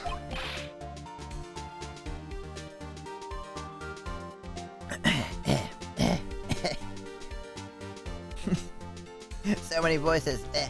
Ludicrous. Mr. Wright, tell us the name of the murderer then. The murderer's name? Right, it's Larry Butts. I don't know. Actually, I don't know the murderer's name. Yeah, R.I.P. It's really mostly the judge. I just gotta do a different voice for him. Oh God. It... like the voice I don't know. You don't know? Bah! Again, you waste my time. I don't know because he never told us. The murderer is the caretaker of the boat shop, that old man. Oh my God, really? We were right. Fluffy, we guessed it. I couldn't imagine this. This playing IRL would be so coincidental, it's crazy. Oh, you mean this, like, if this trial actually was at, like, in a real-life trial? No, that would be insane. At 11:50, he was the one who killed Robert Hammond. The caretaker at the boat shop? What voice can we give for him? Quick, somebody think of something that won't kill my voice and it isn't just Maya. You be like a ghost? Where did you do this? Manomi? Where did he... Where did he do this? That's pretty close to Maya. I don't remember what Sonia's voice was. There weren't any boats on the lake then. Oh yeah, Monokuma! There weren't any boats on the lake then. Why would he have to go all the way on the lake just to shoot someone? May I suggest that the real scene of this crime was not on a boat? What? Well then, where did the murder take place? Show the judge where the murder really took place. At the boathouse?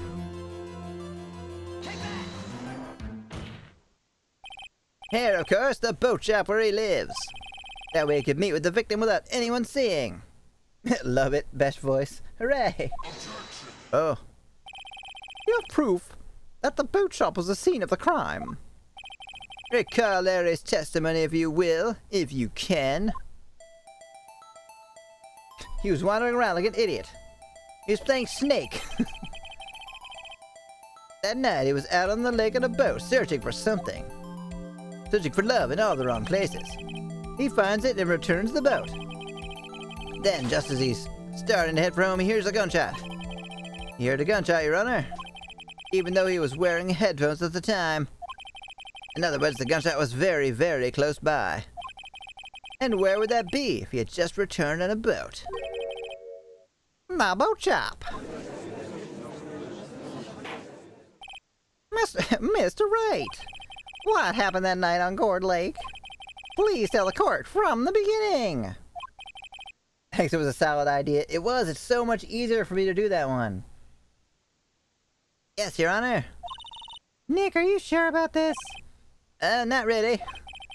But I think if I start at the very beginning, and I take it slow, I'll just be able to figure this out. Oh, really? Wonder where I've heard that mechanic before. Where you start at the beginning of the trial and you tell the whole thing over again so everybody else gets it?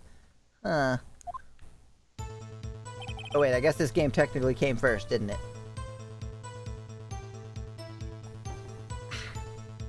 That night, the caretaker of the boat shop called Robert Hammond to his shop. Oh God. No! This was around 11:50. That was when the gunshot that Larry heard was fired. After that, the caretaker put on Robert Hammond's coat. He became Robert Hammond. Whoa! To the power of acting. Yes, Sakura, would you like to go over the case again? Then he got in the boat with Edgeworth and went out into the middle of the lake. And who fired the pistol on the boat, Mr. Wright? I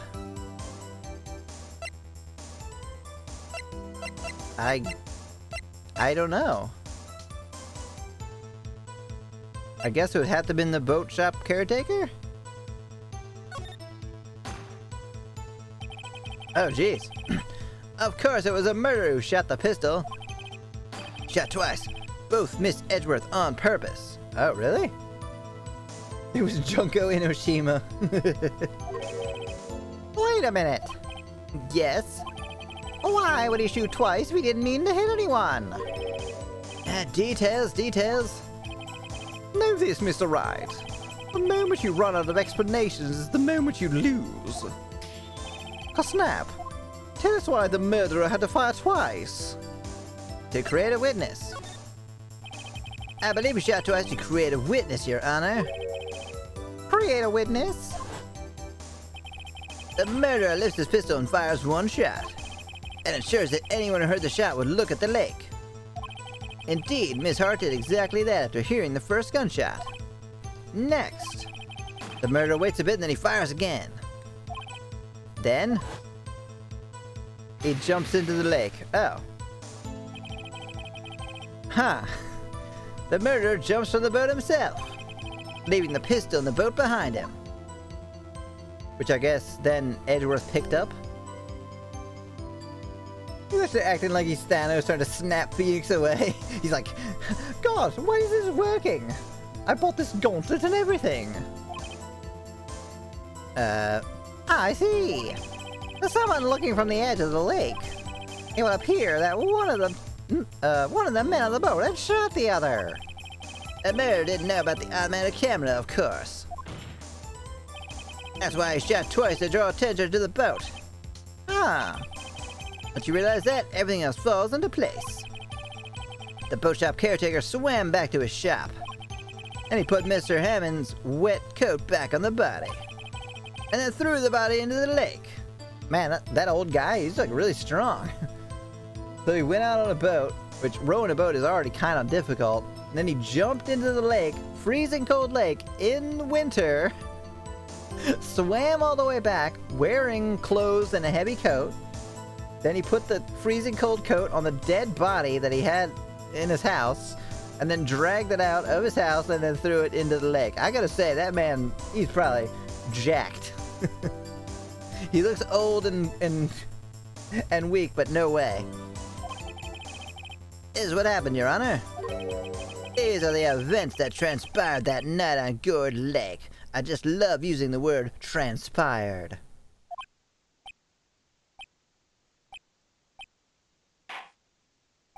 Crowd goes wild. Bailiff! Bring out the witness from before! The boat shop caretaker, quickly! Has he run away?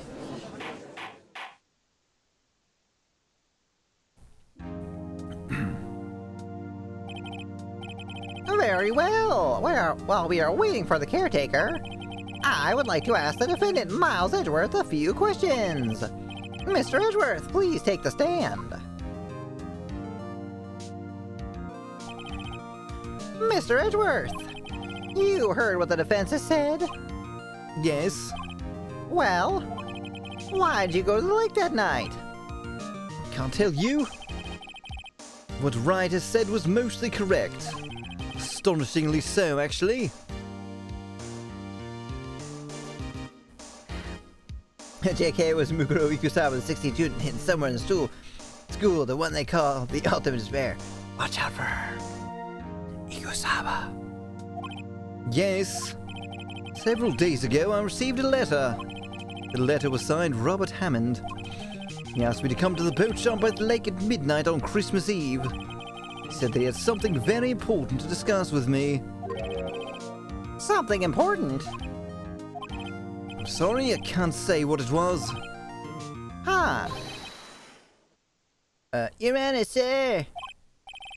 Bailiff, we are conducting a trial here. I ask that you remain quiet. No witness has disappeared. He isn't at the boat shop either. What? What should I do? Find him, quickly! We cannot allow him to get away! It's gonna copy that for when I need it, Josh. Yeah! Can I go? Mr. Von Karma, your witness has disappeared! What do you think of that, huh? A search warrant has already been issued. Huh. It goes without saying that I cannot declare a verdict under these circumstances. I will extend the trial until tomorrow, the final day allowed. I still really can't get over the fact that all the trials in this world take place in like 3 days. Noodle Chad Cheese, so I guess you're guilty, Edgeworth. Yeah, well, if we can't convict him, we gotta convict you. And we're getting rickrolled in the chat, although I appreciate the typing it all out. I request that the police department utilize all its forces to find that witness. Am I understood? One more thing. Good morning, everyone. Just who is that boat shop caretaker? I think his identity has become very important to this trial. I want him I want him. And I want to know who he is. Very well, court is adjourned. But Von Karma doesn't know?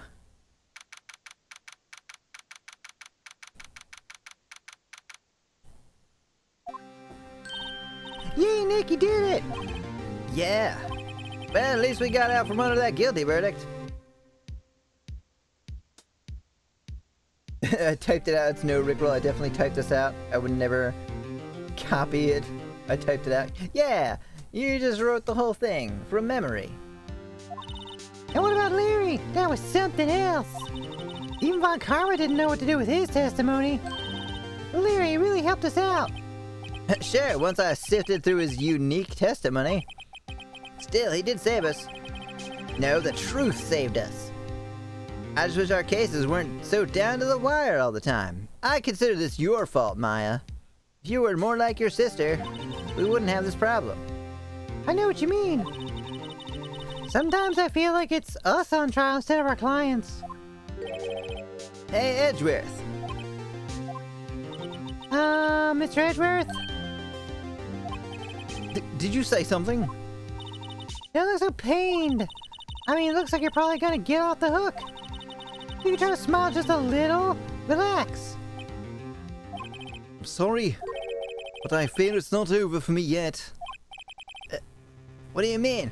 I've got to go kill somebody. Right. There's something that's been troubling me for a long time now. I don't know whether or not to tell you.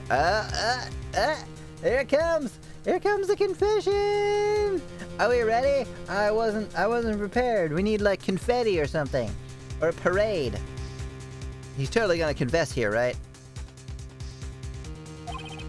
Edgeworth? I'm waiting. No, there's so little time left. Yeah, just do it. Just go, just do it. I want to tell you to get it off my chest, but... I can't make up my mind.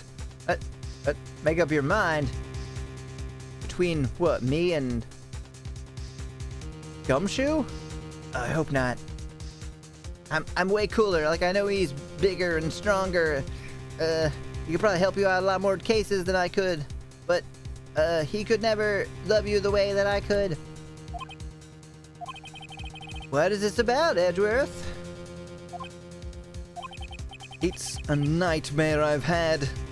One where I've had to live without seeing you. My God, I can't bear it. A memory of a crime that I committed. A crime you committed? Well, maybe we should let you go to prison then. You put in the title, right? Yeah, it's gonna happen. I'm sure of it. A memory of a murder. Ah, well that's... I mean, sure, that's great. Cool, thanks Edgeworth. Alright. Yeah, tell me about the murder. Super interesting. Murder in my heart, more like. Happy, mad, and what other emotion, Emmy? No other emotions. Sad, maybe?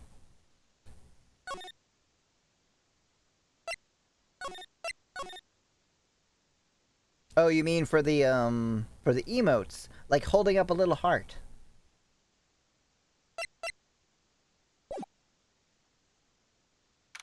Or sad.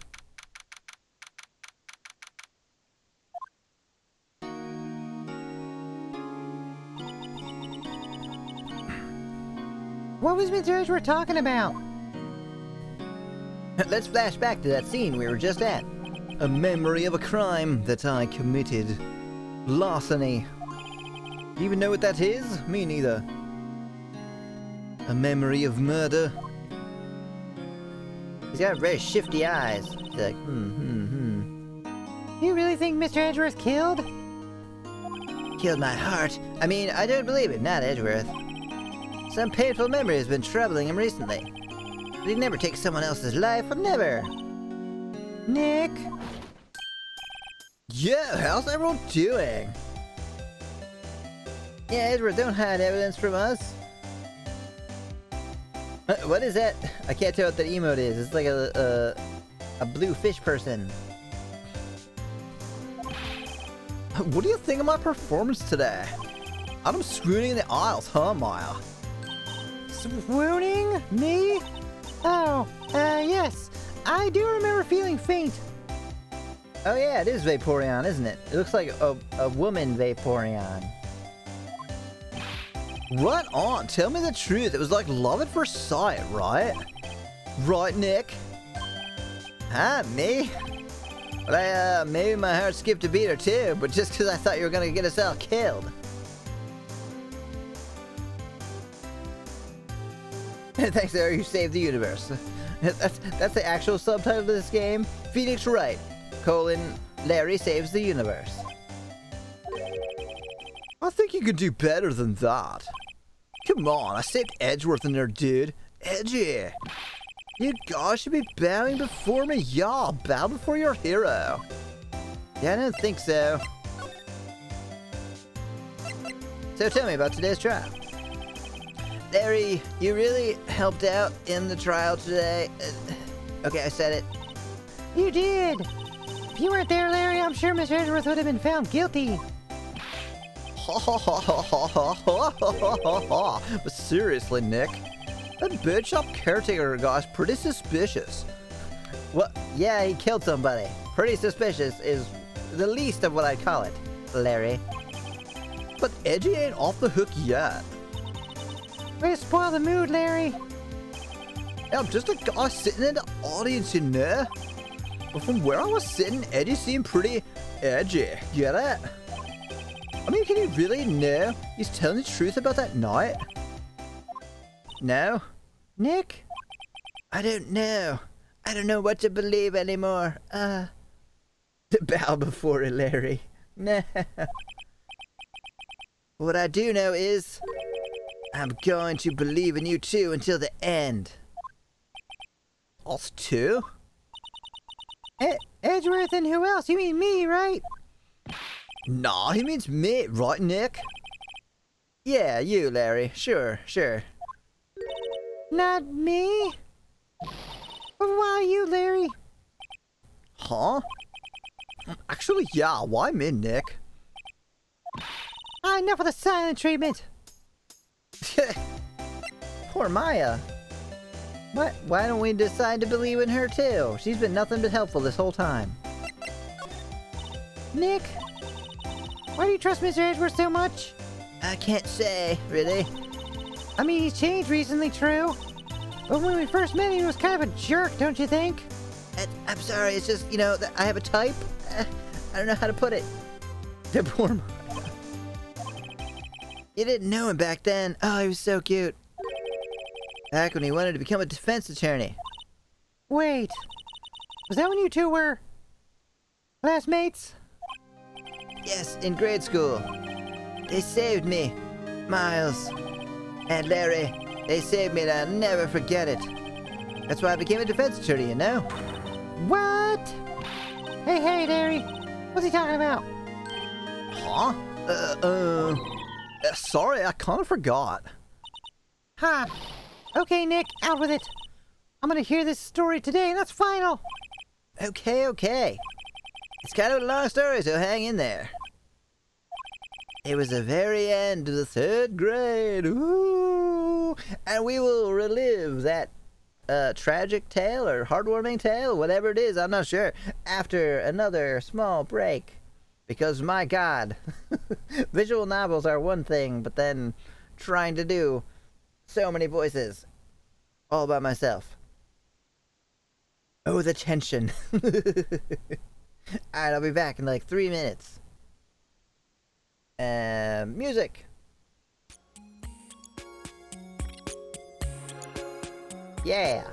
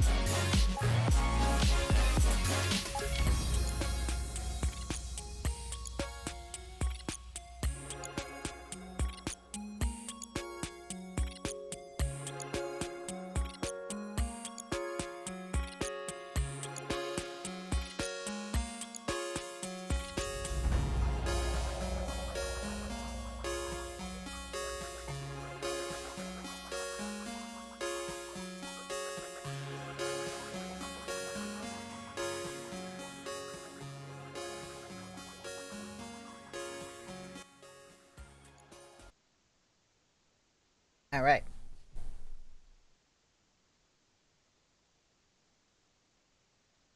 Alright, here we go. Back to Phoenix's riveting story. I was on trial. A class trial. a class trial? The class trial. Is there really such a thing as class trials in grade school? I feel like that's not a thing.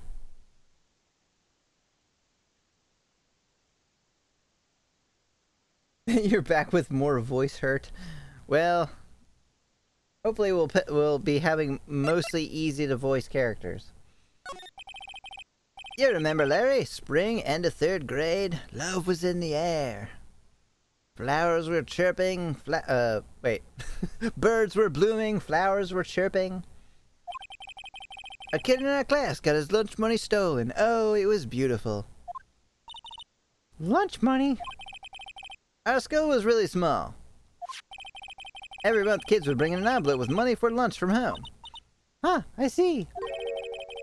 Anyway, this kid's envelope disappeared with 38 bucks still inside. That was like $90,000 back then.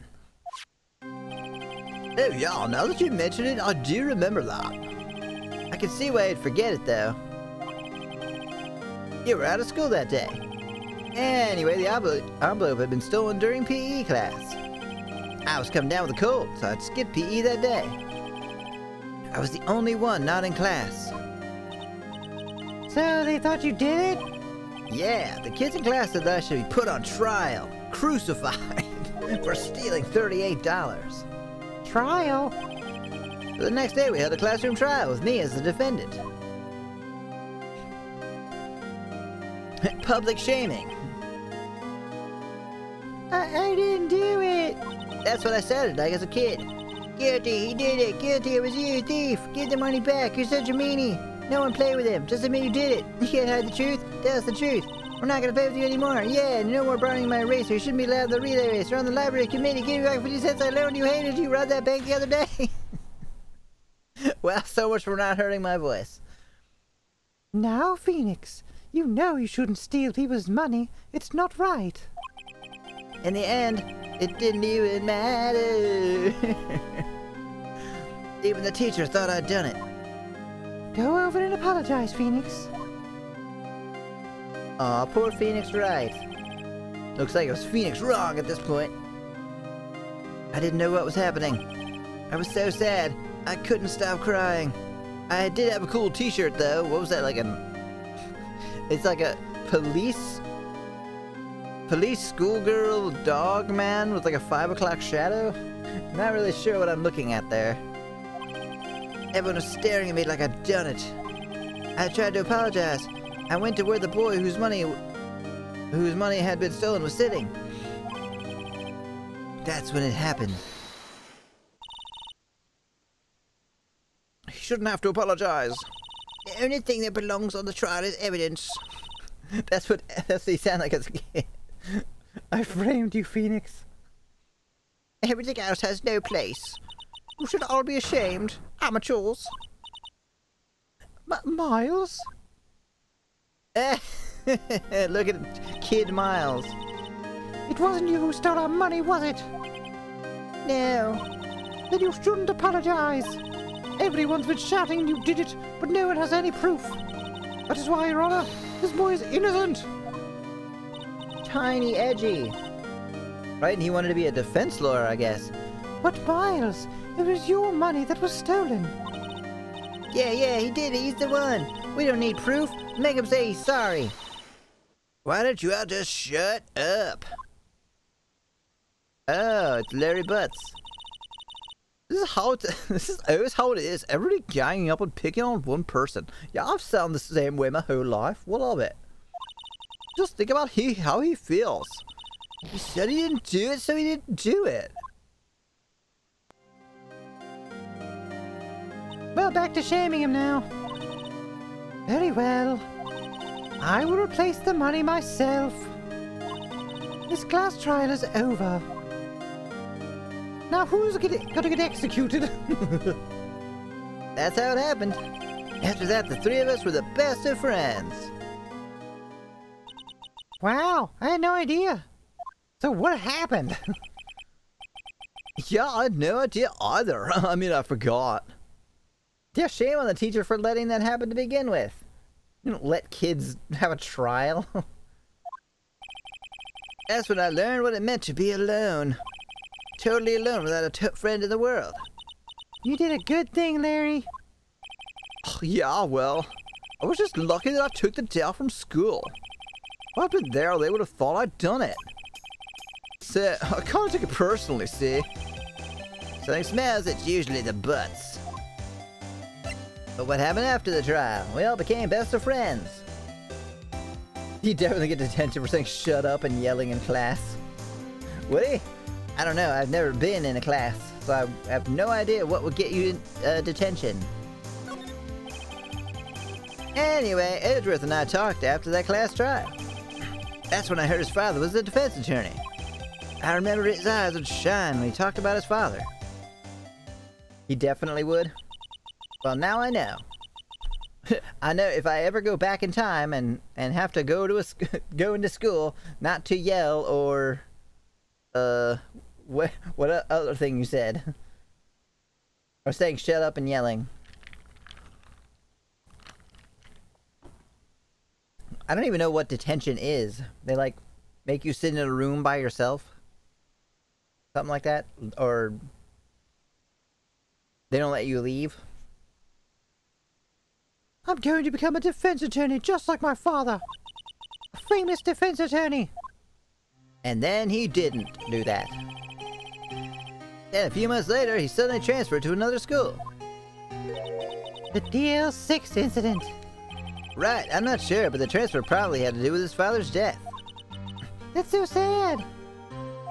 It was several years later when I heard Edgeworth's name again. Time out, basically. Sometimes no recess. Sometimes have to stay after school. I like how it made that a link. so.iteme. They make you sit in a classroom after school for 2 to 4 hours. Good God. That sounds awful. Well, I can see why people would want to avoid it. Sheesh. And you get that for such a minor infraction? Ugh. There was an article about it in the newspaper. I mean, trust me, homeschooling was not great, but that sounds really rough. This is a link too? No, apparently not. The headline was something like Dark Suspicions of a Demon Attorney. What the fuck? Really? Fabricating evidence, manipulating testimonies, covering up facts. The article said he'd do anything to get a guilty verdict. Anything. Oh, I forgot how cool he looks when he's up there on the stand. That's my boy. That's my boy Edgy. With no talking? What do you do? Do you just do homework? Or like, can you have a book or headphones? A Game Boy? But why?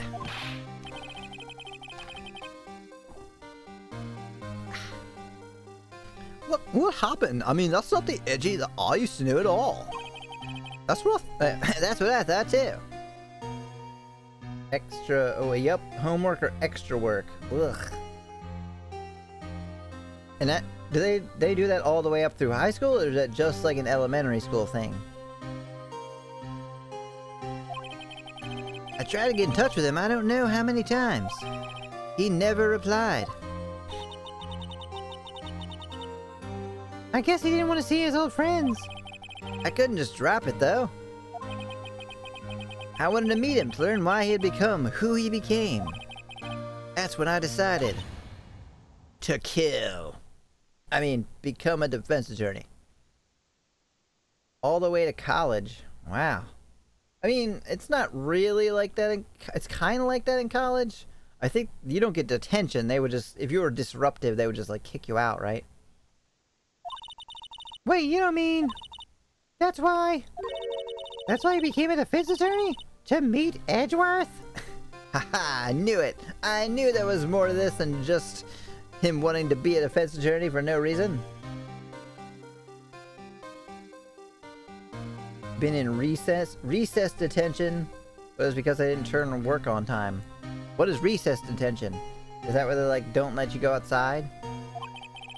If I was a defense attorney, I knew he'd have to meet me whether he wanted to or not. In court. Edgeworth believed in me, and I believe in him. He's in pain, and no one's on his side. I'm the only one who knows the real Edgeworth. I'm the only one who can help him. The only one who will ever truly love him. Whoa, Nick. So will you help me out for free? Yes. I helped you because I believed in you. Except I don't remember saying I'd do it for free. Oh, they just don't let you go outside? Yeah, that sucks. Been to detention once for punching someone in the face during a disagreement. Holy crap. I mean, that I can kind of see. I think if you punch somebody, yeah, they probably should punish you in some way. I don't believe I've ever done anything like that. I would have been punched one time, just by some asshole kid who lived in our neighborhood. Definitely not in school. Oh, Nick! Nick! Nick! What? God, everybody shut up. Good to see you, Mr. Edgeworth, if it's the last thing we do, okay? Right, it very may well be. First, as a rental boat shop caretaker, we need to find out who or what he is. Well, what? I'm sure he's a human. He might be an android, though. You never know.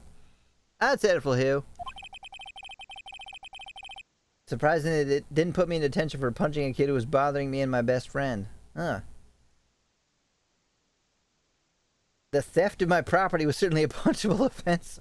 Oh man, people stealing your stuff? That sounds like more than a disagreement, though. That sounds like, theft. I guess I can clean out some of this evidence I no longer need. Okay, let's go. Alright, see you, Larry. What did they steal? And how did you know it was them? It's like a case. I want to know all the details.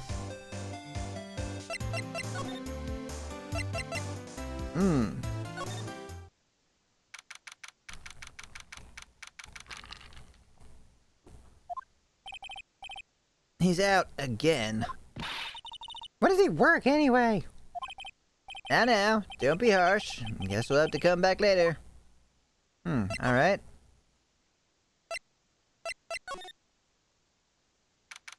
Think it was school supplies? That seems like a stupid thing to steal. Like, who cares?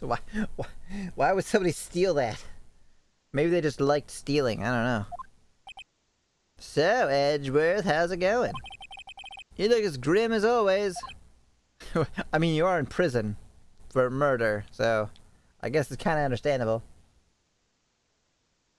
As long as it wasn't Pokemon cards. Yeah, that's punishable by death. Mr. Edgeworth, I heard the story about the class trial. Class trial? What do you mean? You don't remember? No, I don't. Your lunch money was stolen, wasn't it, in 3rd grade? Lunch money? Oh, right. Yes, I seem to remember something like that. Nick, I think you're the only one who really remembers. Nerd. Well, it probably only really mattered to me anyway. Mr. Edgeworth, didn't you know? That trial was the reason Nick became a defense attorney. Are you serious? That's the dumbest thing I've ever heard in my life. I can't believe I hired you. Get away from me. Ridiculous. Gee, thanks. That said, it does sound like the kind of thing you do. You haven't changed a bit, have you, Wright? So simple, to fault even. But that's what I love about you.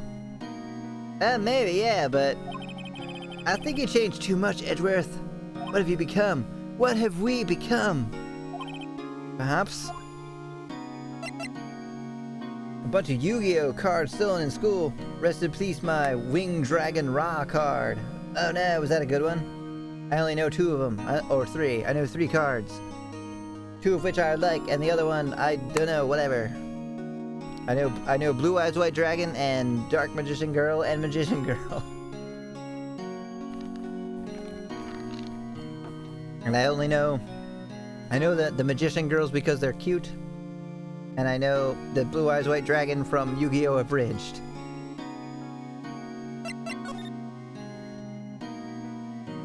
Yeah, any trading card stolen is punishable by death. Well, no, there are some really stupid ones out there that I really don't care if somebody stole. Like a bunch of, like, Magic the Gathering commons. Yeah, you can have them. It's fine. Hey, Edgeworth, why did you become a prosecutor anyway? Is it because your dad was murdered? Huh? Is that why? You used to look up to your dad. You said you wanted to be a defense attorney, right? Couldn't let myself deny reality like you. That was a rare legendary that'd be worth a lot because now it was one of the originals. Oh god, that sucks. I had a bunch of well, no, I think I lost them. I don't think someone stole them. I had a bunch of Gen 1 Pokemon cards, but I think they got like left somewhere when I moved or something. Probably would have been worth a lot of money. Oh well. What do you mean? My father was taken from me and you want me to defend criminals? Sorry, Wright, but I'm not that good of a person. One suspect was apprehended in your father's murder, right? Yes, the man trapped in the elevator with my father.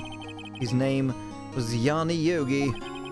He had to be the shooter any way you look at it. Yet, he was found innocent. A defense attorney got him off the hook. That would be Robert Hammond. On that day, 15 years ago... Oh, that was the wrong voice. On that day, 15 years ago, the 3 of us were trapped in that elevator for 5 hours. You have any idea how boring that was? If it's a holographic Charizard, make them suffer before death. You know, I don't know whether or not I had that one. I did have a lot of holographic cards, though. Because we bought, like 2 boxes of them or something. But we actually played the game, though. So they probably got all, like, scratched up. When we were rescued, we all suffered oxygen deprivation.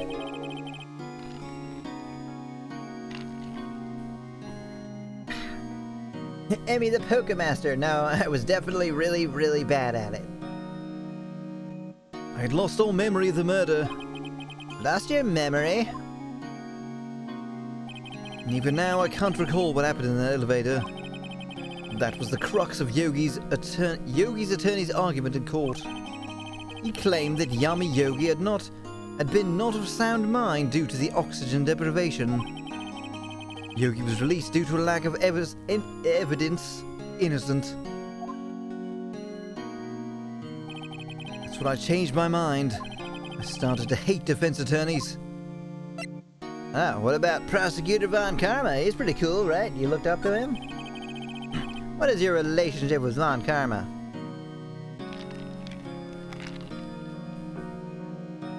Oh god, my throat. He's my teacher and a man who deserves respect, not like you. I learned everything I know of courtroom techniques from him. Yeah, I can kind of tell. So he's like my sister was to you, Nick.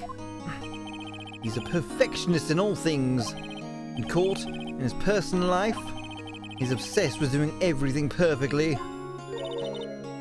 Perfectly, huh? Well, he kind of screwed that up. In all the cases he has taken on, none are left unsolved. Not one suspect was declared innocent, ever. But that's... I know. So badass. It's possible some of the suspects were indeed innocent.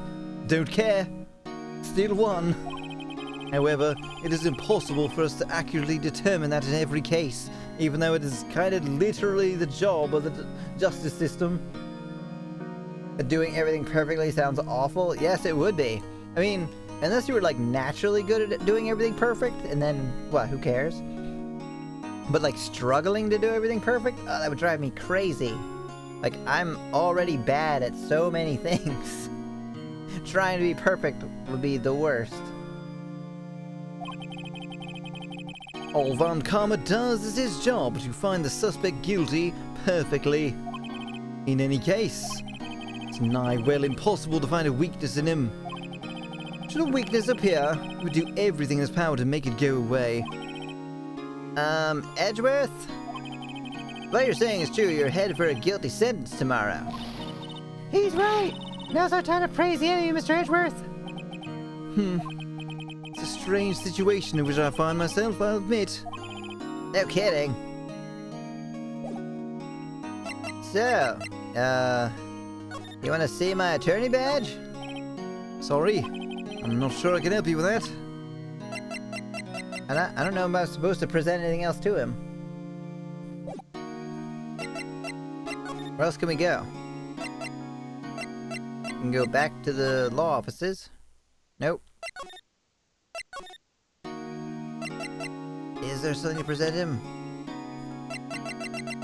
Tell us about the... Yeah, you totally want to see this picture of your dead dad, right? Whoops. Nick, no! That's a photo of his father. Don't show him that. You're right. Now probably isn't a good time to dredge up those old memories. What is it? Nothing. Huh? Yeah, I guess I shouldn't be showing that stuff, huh? Alright, let's, maybe we can go to the boat shop? Ah.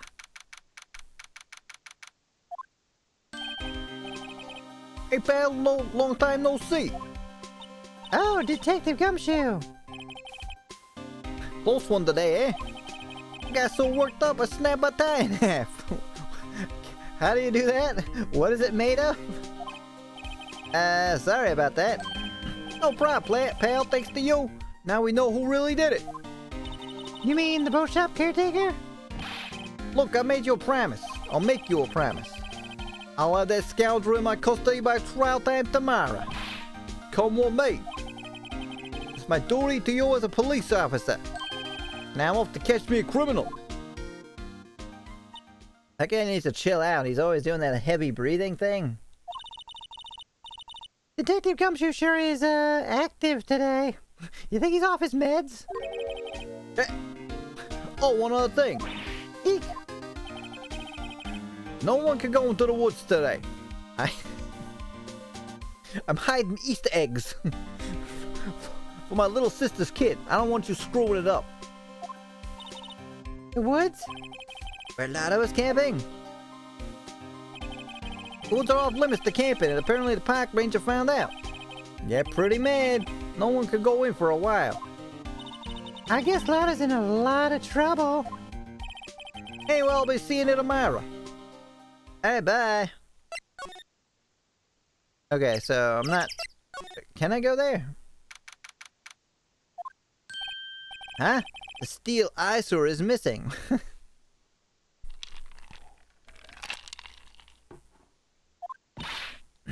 Eyesore? Looks like the hot dog stand is closed too.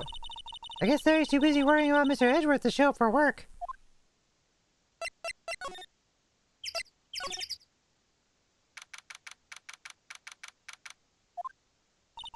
The old caretaker got away. Yep. I never imagined he might be the real murderer. Fluffy did. Ahem. I know that clearing of the throat anywhere. Oh. Ah, hello. What might you be doing here? Out for a walk, hmm? Ah, the days of my youth like the scent of fresh lemon, you see. Mr. Grossberg! No time for idle reminiscing. Mr. Edgeworth's trial ends tomorrow. I was joking too and I never watched this. But it can't be. It can't be what? Ah, that's true, yes. From what I saw of today's trial, Edward should be fine, right? Well, I'm not so sure about that. Oh, what do you mean by that? Well, I'm not sure. Huh. If you find anything out, come by my office at once. Oh, it can't be him, he has a parrot. Right, he seemed like such a good guy. Why would his you smell like fresh lemon? Lemonade. Maybe we'll offer you some assistance. Thanks, bye. What do you think Mr. Grossberg was doing here anyway? Who knows? Let's examine the boat rental shop. The boat rental shop doesn't look like anyone is around. The caretaker must have run for the hills, huh? Yeah, looks like it. He didn't seem like a bad person. No, what? No? He wasn't a murderer, perhaps? Oops. Can we go in? Yes. Oh, look at the little raccoon emoji. That's cute. Time to steal the parrot. He's not gonna be able to take care of it, right? Nobody's home. Hello, Squawk. Hey, it's Polly. I wonder where your owner's gone, Polly. Yeah, little parrot too.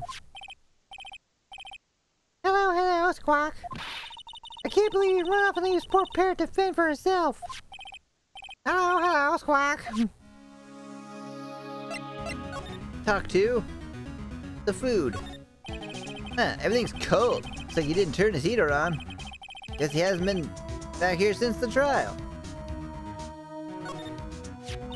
Maybe I should take care of Polly, Nick. You probably shouldn't just kidnap her. Police know about her anyway. I'm sure they'll do something. Well, okay. Sorry, Polly. Says I can't take you. Great, now the bird's gonna hate me. How do you know the bird doesn't already hate you? Let's break into a safe. We know the code. That reminds me, Nick. Polly here knows the number to the safe, right? I know the number to the safe. 1228, right? Yeah, that's right. Polly, what's the number to the safe? 1228, Squawk. Let's open it, Nick. Come on. I'm sure there isn't any money in there. Aw. But hey, he keeps it locked, right? So there must be something of value in there. I'm not so sure. Okay, Nick. Let's see what's in there. I guess there might be a clue or two. The only thing in here is a letter. A letter? A letter? Yeah, the letter B. Ah, boring. There's no name or signature on this thing. It's handwritten in very precise, clear letters. Get your revenge on Miles Edgeworth. Edgeworth! Nick, why would Mr. Edgeworth's name be on here? Oh, yeah, we stealing now. But it's evidence, so it's okay. How should I know? I'm gonna read the whole thing. Get your revenge on Miles Edgeworth. A 3-step program. Step 1, frame him for murder. It also says, this is your last chance. Now's the time to get revenge on the 2 men who ruined your life. The rest of the letter goes on to describe the murder plot in detail. How to kill Robert Hammond and frame Edgeworth. Calling Edgeworth out to the lake, getting on the boat, firing twice. This is exactly what I figured out today in court. I could have done it. Wait, maybe I did do it. It's all here, in perfect detail. I mean, that'd be kind of a cool twist, but I don't think Phoenix Wright is actually the murderer.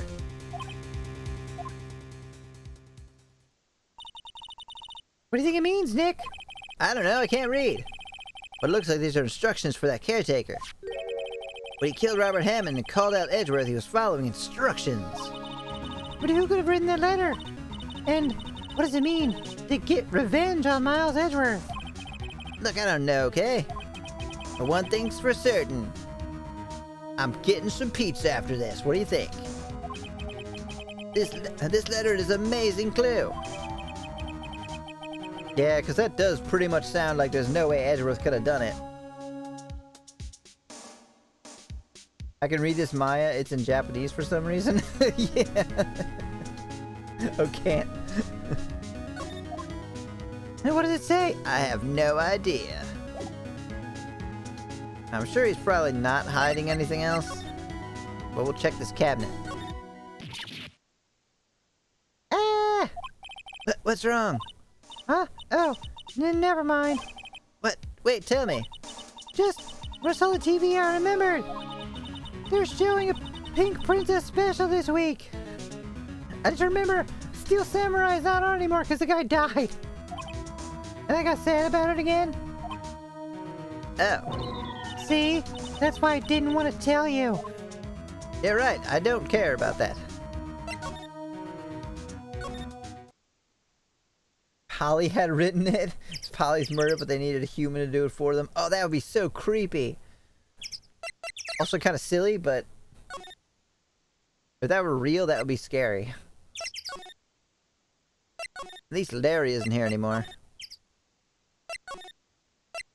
Alright, where do we go? Detention center. What do you know about this plot to kill you? Or get revenge on you? Edgeworth, see this letter? Can you read it to me? This came out of the safe at the shack where the boat and the rental caretaker lives and is burned by the... whatever. See? Revenge on me? Ridiculous. Who's that old guy anyway? I don't know. Could it be an innocent defendant got declared guilty or something? Nice, right? But I don't remember that old man. Not at all. So he's following this letter then? Which means there was someone else behind it. Now's the time to get revenge on the two men who ruined your life. Oh yeah, two men. Two men, meaning myself and Robert Hammond. It also says, this is your last chance. Last chance? Wait, maybe he's talking about the salute statute of limitations on the DL6 incident. Wait, that old man. Well, what is it? Do you know who he is? Yogi. Could he be Yogi? Yogi? You know, the bear? Steals picnic baskets? What, you've never heard of him? The suspect in the DL6 incident. The one who was found innocent. I guess it could be. What do you think of this murder picture? No? Okay.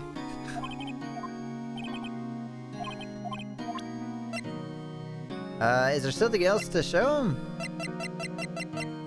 I don't think so. So where else do we go? Oh yeah, Grossberg, right? He was like, if you need help, come and see me. What, he's not here? Well...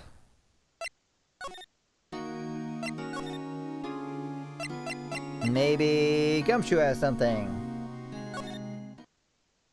Yeah, there we go.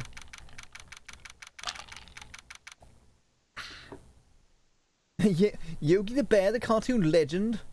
He's the murderer. Never trust bears again, I guess. Wait, you already can't trust bears. Are you kidding? Looks like Detective Gumshoe hasn't gotten back yet. Gumshoe, we won't be coming back today. Oh, really? He said there was some guy he had to arrest by tomorrow. We all sound the same. The boat shop caretaker. He shouted something about catching him if it's the last thing I know, pal. Pal? Good luck, Gumshoe. Alright. Did you learn that from Monokuma, Edgy? Exactly. Well, One day left, Nick. yeah, I know. Well, no time to waste. Let's get going. Yeah, but tell me what I should do. What do you think we should do, Maya?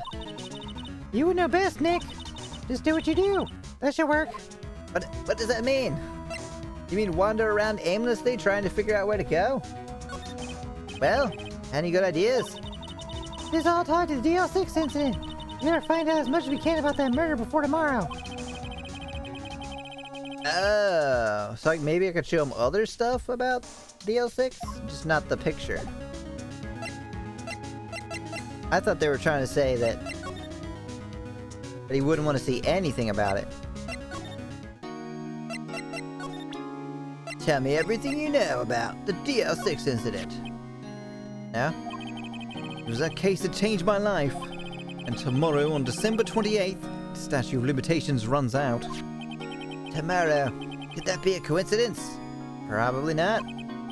But even if the case is finally closed on paper, it'll never be erased from my memory. Never. Well, unless I get that memory erasing surgery. I can't afford that. Poor Mr. Edgeworth. Well, I'm right here, I can hear you. Is that it? You're not gonna tell us anything else? I don't know what to do.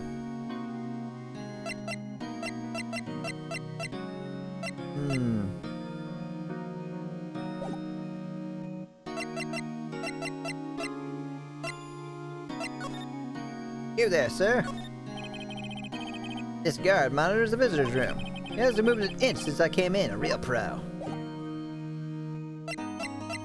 Okay. Where do we go?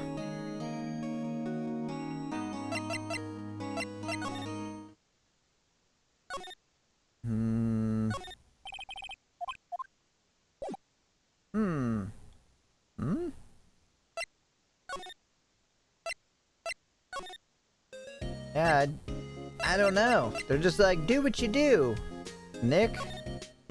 I'm like, what is that? What is it that I do?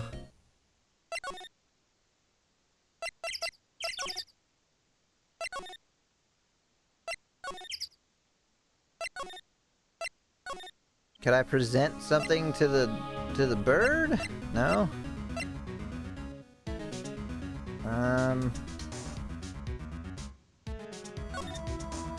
I'm not sure.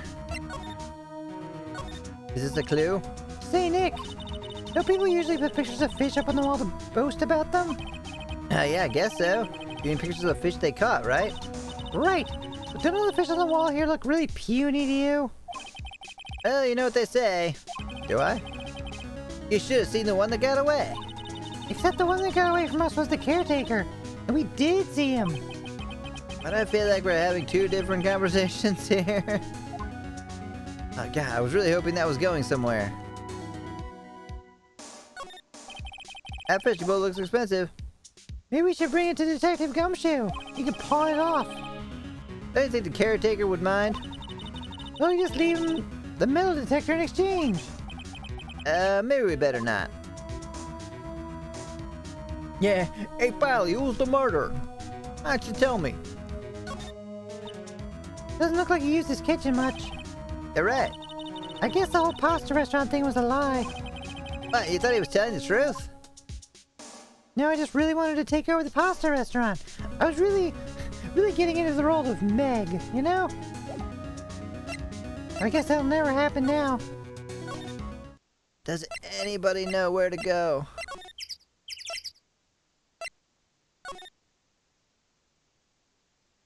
Maybe I have more things to present to Edgeworth? Probably. That's the only thing I can think to do right now, actually. I'll just show him everything. What do you think of this person? Nope. What do you think of this autopsy? What about this? Ah. What are you showing me this picture for?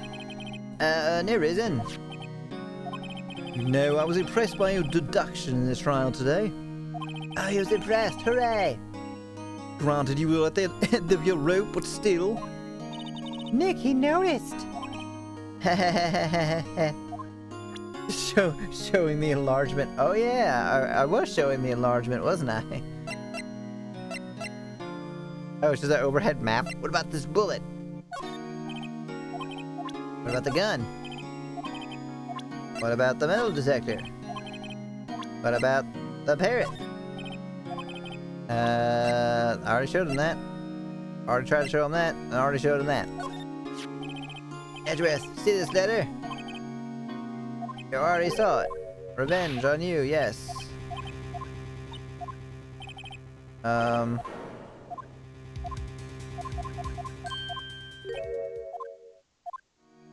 Okay. Well, I showed him everything. May I show them the picture again? Nope.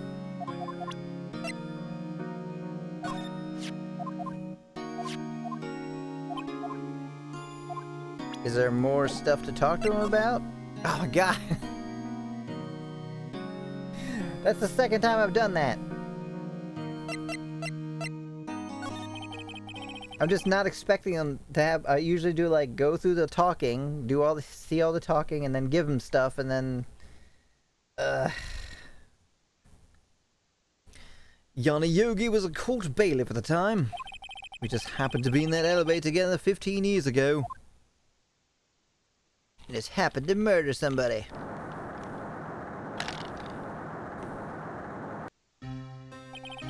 Quake was incredibly strong. Not quite as strong as your embrace, but... For I knew it, everything was dark. We were there for so long, it felt like forever. The air thinned, and darkness closed in on us in that little box. We became unsettled. Look at how unsettled we are. I can't breathe. Quiet, I said quiet. You're not making this any easier. I want to get out. Help, get us out. Don't shout, you'll just use up more oxygen. Exclamation point. That's all I remember. When I came to, I was in a hospital bed, staring up at the ceiling. In court, Yanni Yogi's mental condition was called into question. They claimed the oxygen deprivation and stress had caused temporary insanity. In the end, the claim passed in court and Yogi was found innocent.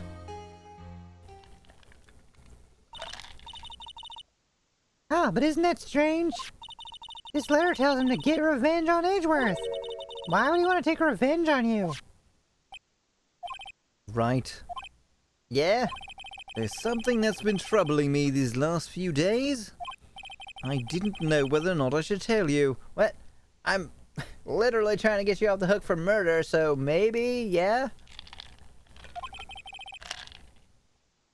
You mean the nightmare?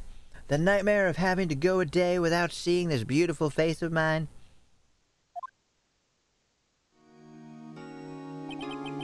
It's a nightmare I've had. A memory of a crime that I committed. A crime you committed? A memory of a murder. I think the time has come to tell all. The nightmare before Christmas, exactly. Oh, here we go. The nightmare. For the last 15 years, I've had the same dream almost every night. No, you're not in it, right? I know you're already going to ask that. I wake up in a fearful sweat every time. What kind of dream? It's a dream about my father's killing in the dark. That's what we call a nightmare, not a dream. Help, I can't breathe. Quiet, I said quiet. You're not making this any easier. I want to get out. Help us. Yeah, shout, you're just using more oxygen.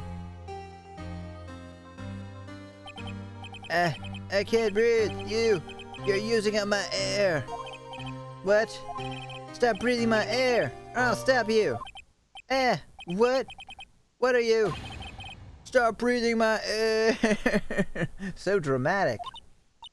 No, Father. He's attacking Father. Well, then I see the pistol lying by my feet. I don't know if there's evidence from that day or in court or the bailiffs. In a daze, I pick up the pistol. I throw it. Get away. Get away from my father. Bang.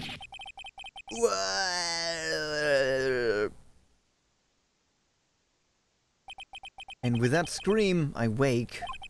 It's a bone-chilling scream. A scream that has rung in my ears for the past 15 years. Alright, that does really, really, really suck, actually. I mean, For reals moment here. Yes, I also have nightmares. That's why I stay up till like 4 a.m. every night. But geez, having the memory of your dad getting killed like every night for 15 years, that would pretty much drive you insane.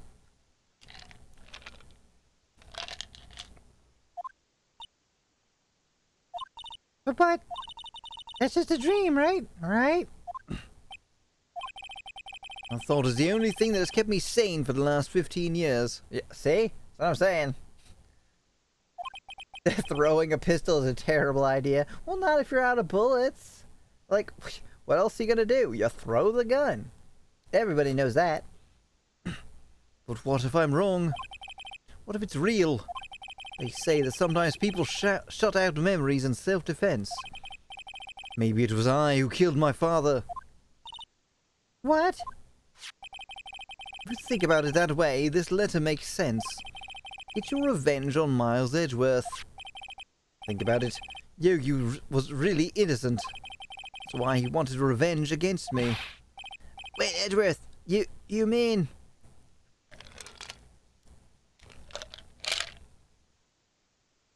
He could have bopped him on the head with the gun? Yeah, that would have been a good way to go about it. It was me. I was the true criminal of DL6. I shot my father. This is bad. What are we gonna do, Nick? What can we do? I don't know. I don't think there's anything we can do. Like it or not, he's definitely a murderer. If there's someone else who knows a lot about the DL6 incident, maybe. There is, Nick. There's someone else who knows about DL6. Yeah, there's what's his name? Grossberg, right? No, throw it, run for the legs and use the gun with the kneecaps. Pretty sure you wouldn't have known that in the dark. Plus, he was like a little kid. But yes, aim for the kneecaps. Take him down.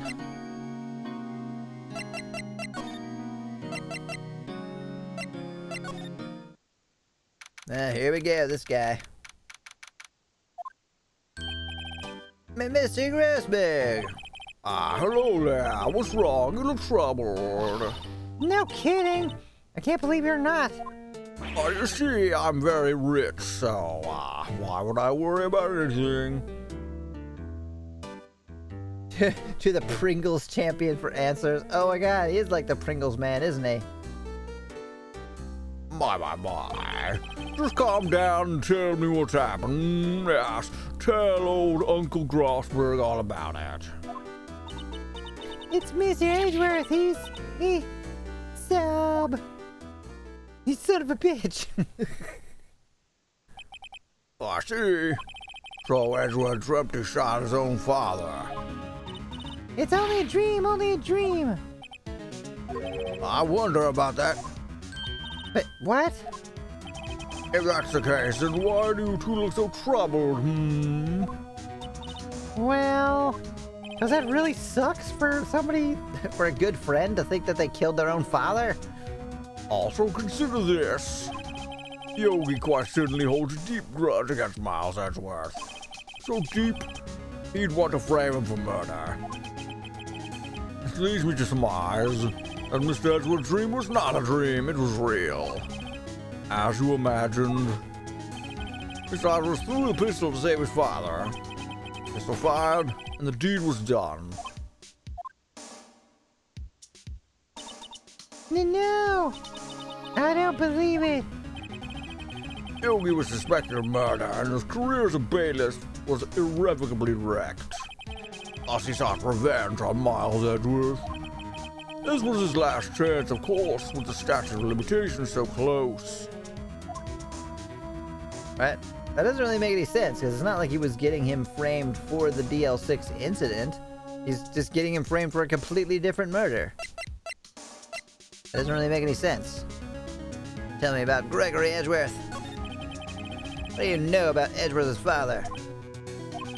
Who is a defense attorney without peer? Sounds trite, but it's true. Well, he may have had one peer now that I think about it. Your mentor, Maya Fay. My sister? Gregory Edgeworth was very disapproving of Mr. Von Karma's techniques. That's no surprise. Von Karma's an extreme man. False testimonies and evidence are nothing to him. Result, he has a perfect win record in court. To beat him, Gregory Edwards tried to call attention to his methods. And? He lost. Ah, dang. He died in despair, as it were. I see. Alright, what about the spirit medium? When Gregory Edgeworth was killed, the police called her a spirit medium. That was your mother, Misty Fay.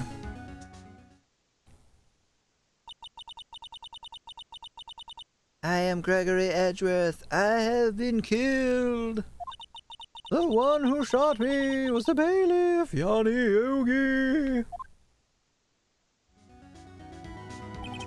Yeah, Yogi was found innocent. That's when my mother left us. Everyone called her a fraud. Yeah, R.I.P. Edgeworth's dad. I'm so sorry that you're dead. That's right, everyone thought she was, you see. Yet, now that I think about it, it seems the one who lied was Gregory Edgeworth's ghost. What? Sure. Gregory Edgeworth must have known who shot him. I can't believe it. A ghost can lie? Alright. So you're saying he falsified his testimony? That Edgeworth's dad lied to protect his son? Oh, I see. Huh. It's only a possibility, mind you, but a possibility nonetheless. Alright. What do you think about... this parrot? Now?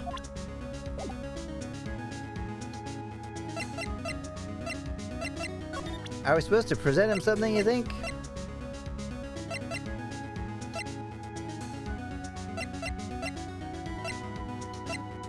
I'm not sure what else it would be. This incident took place 15 years ago tomorrow. For tomorrow, we'll see the completion of not one but 2 trials. All thanks to the statute of limitations. Great thing, isn't it? However, I'm afraid the damage the DL6 incident has done will never be eased. Yeah, I want to see this picture? Gregory Edgeworth? He was a gifted man. His death was truly a loss.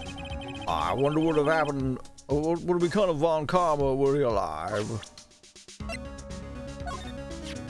Oh ho, so this is the letter. It does seem the Yogi was following this letter when he killed Hammond. But why kill Robert Hammond?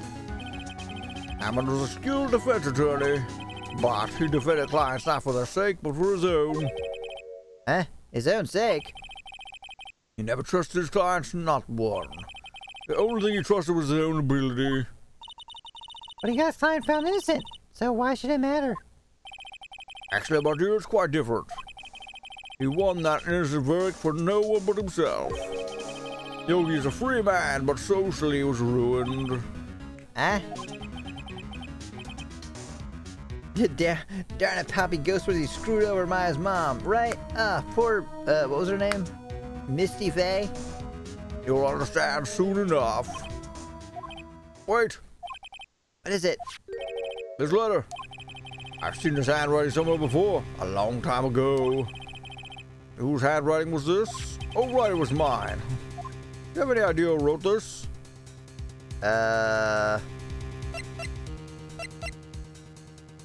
Manfred von Karma? Could it be Manfred von Karma? Von Karma? Why would he have something to do with this? I don't know. Well, I'm not sure. Ah, Von Karma, Von Karma. Well, wait, you're right, my boy. Am I? Alright. This is Von Karma's handwriting, I'm sure of it. I used to see it all the time on court reports. What? But that means the one who told Mr. Yogi to kill was... Correct. Manfred Von Karma himself. What does this mean, then? I guess that he has some problem with Miles Edgeworth and wants to see him framed for murder. Why would Von Karma want to frame Edgeworth? I don't know. Because of Because of the murder?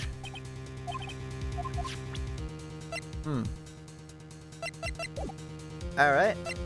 I guess we could go back, like, talk to Miles about this? No?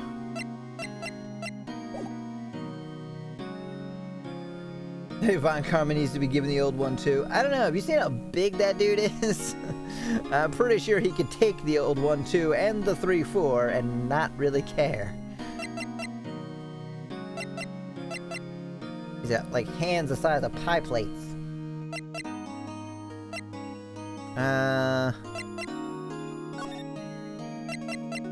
Did they find the guy? No? What do I do? She's gonna tell me the same thing again.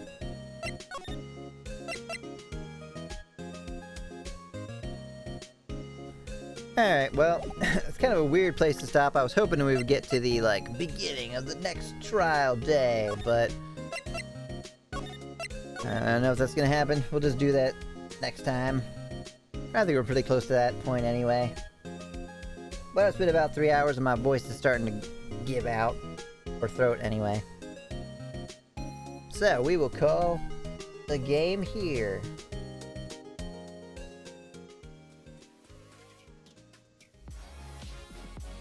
He's invincible to punches and kicks, so I guess Edgeworth is boned. Well, but he's not resistant to guns.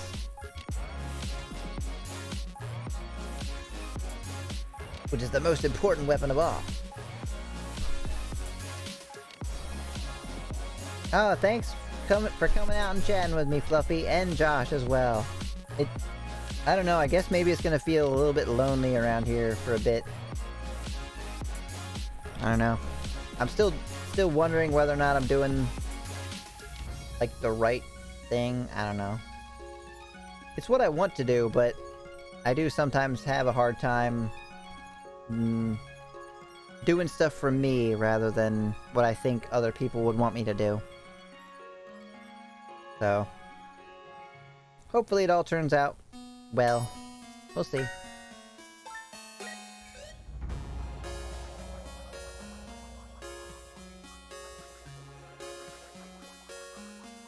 Alright, well, I don't know. I don't have anything scheduled for tomorrow. It is a Thursday, so that's a whatever we feel like playing or no stream. So I'm not sure. I'm either gonna do the finish the Toho game that we were playing a couple nights ago, or maybe take the day off and try to get more sleep. I don't know.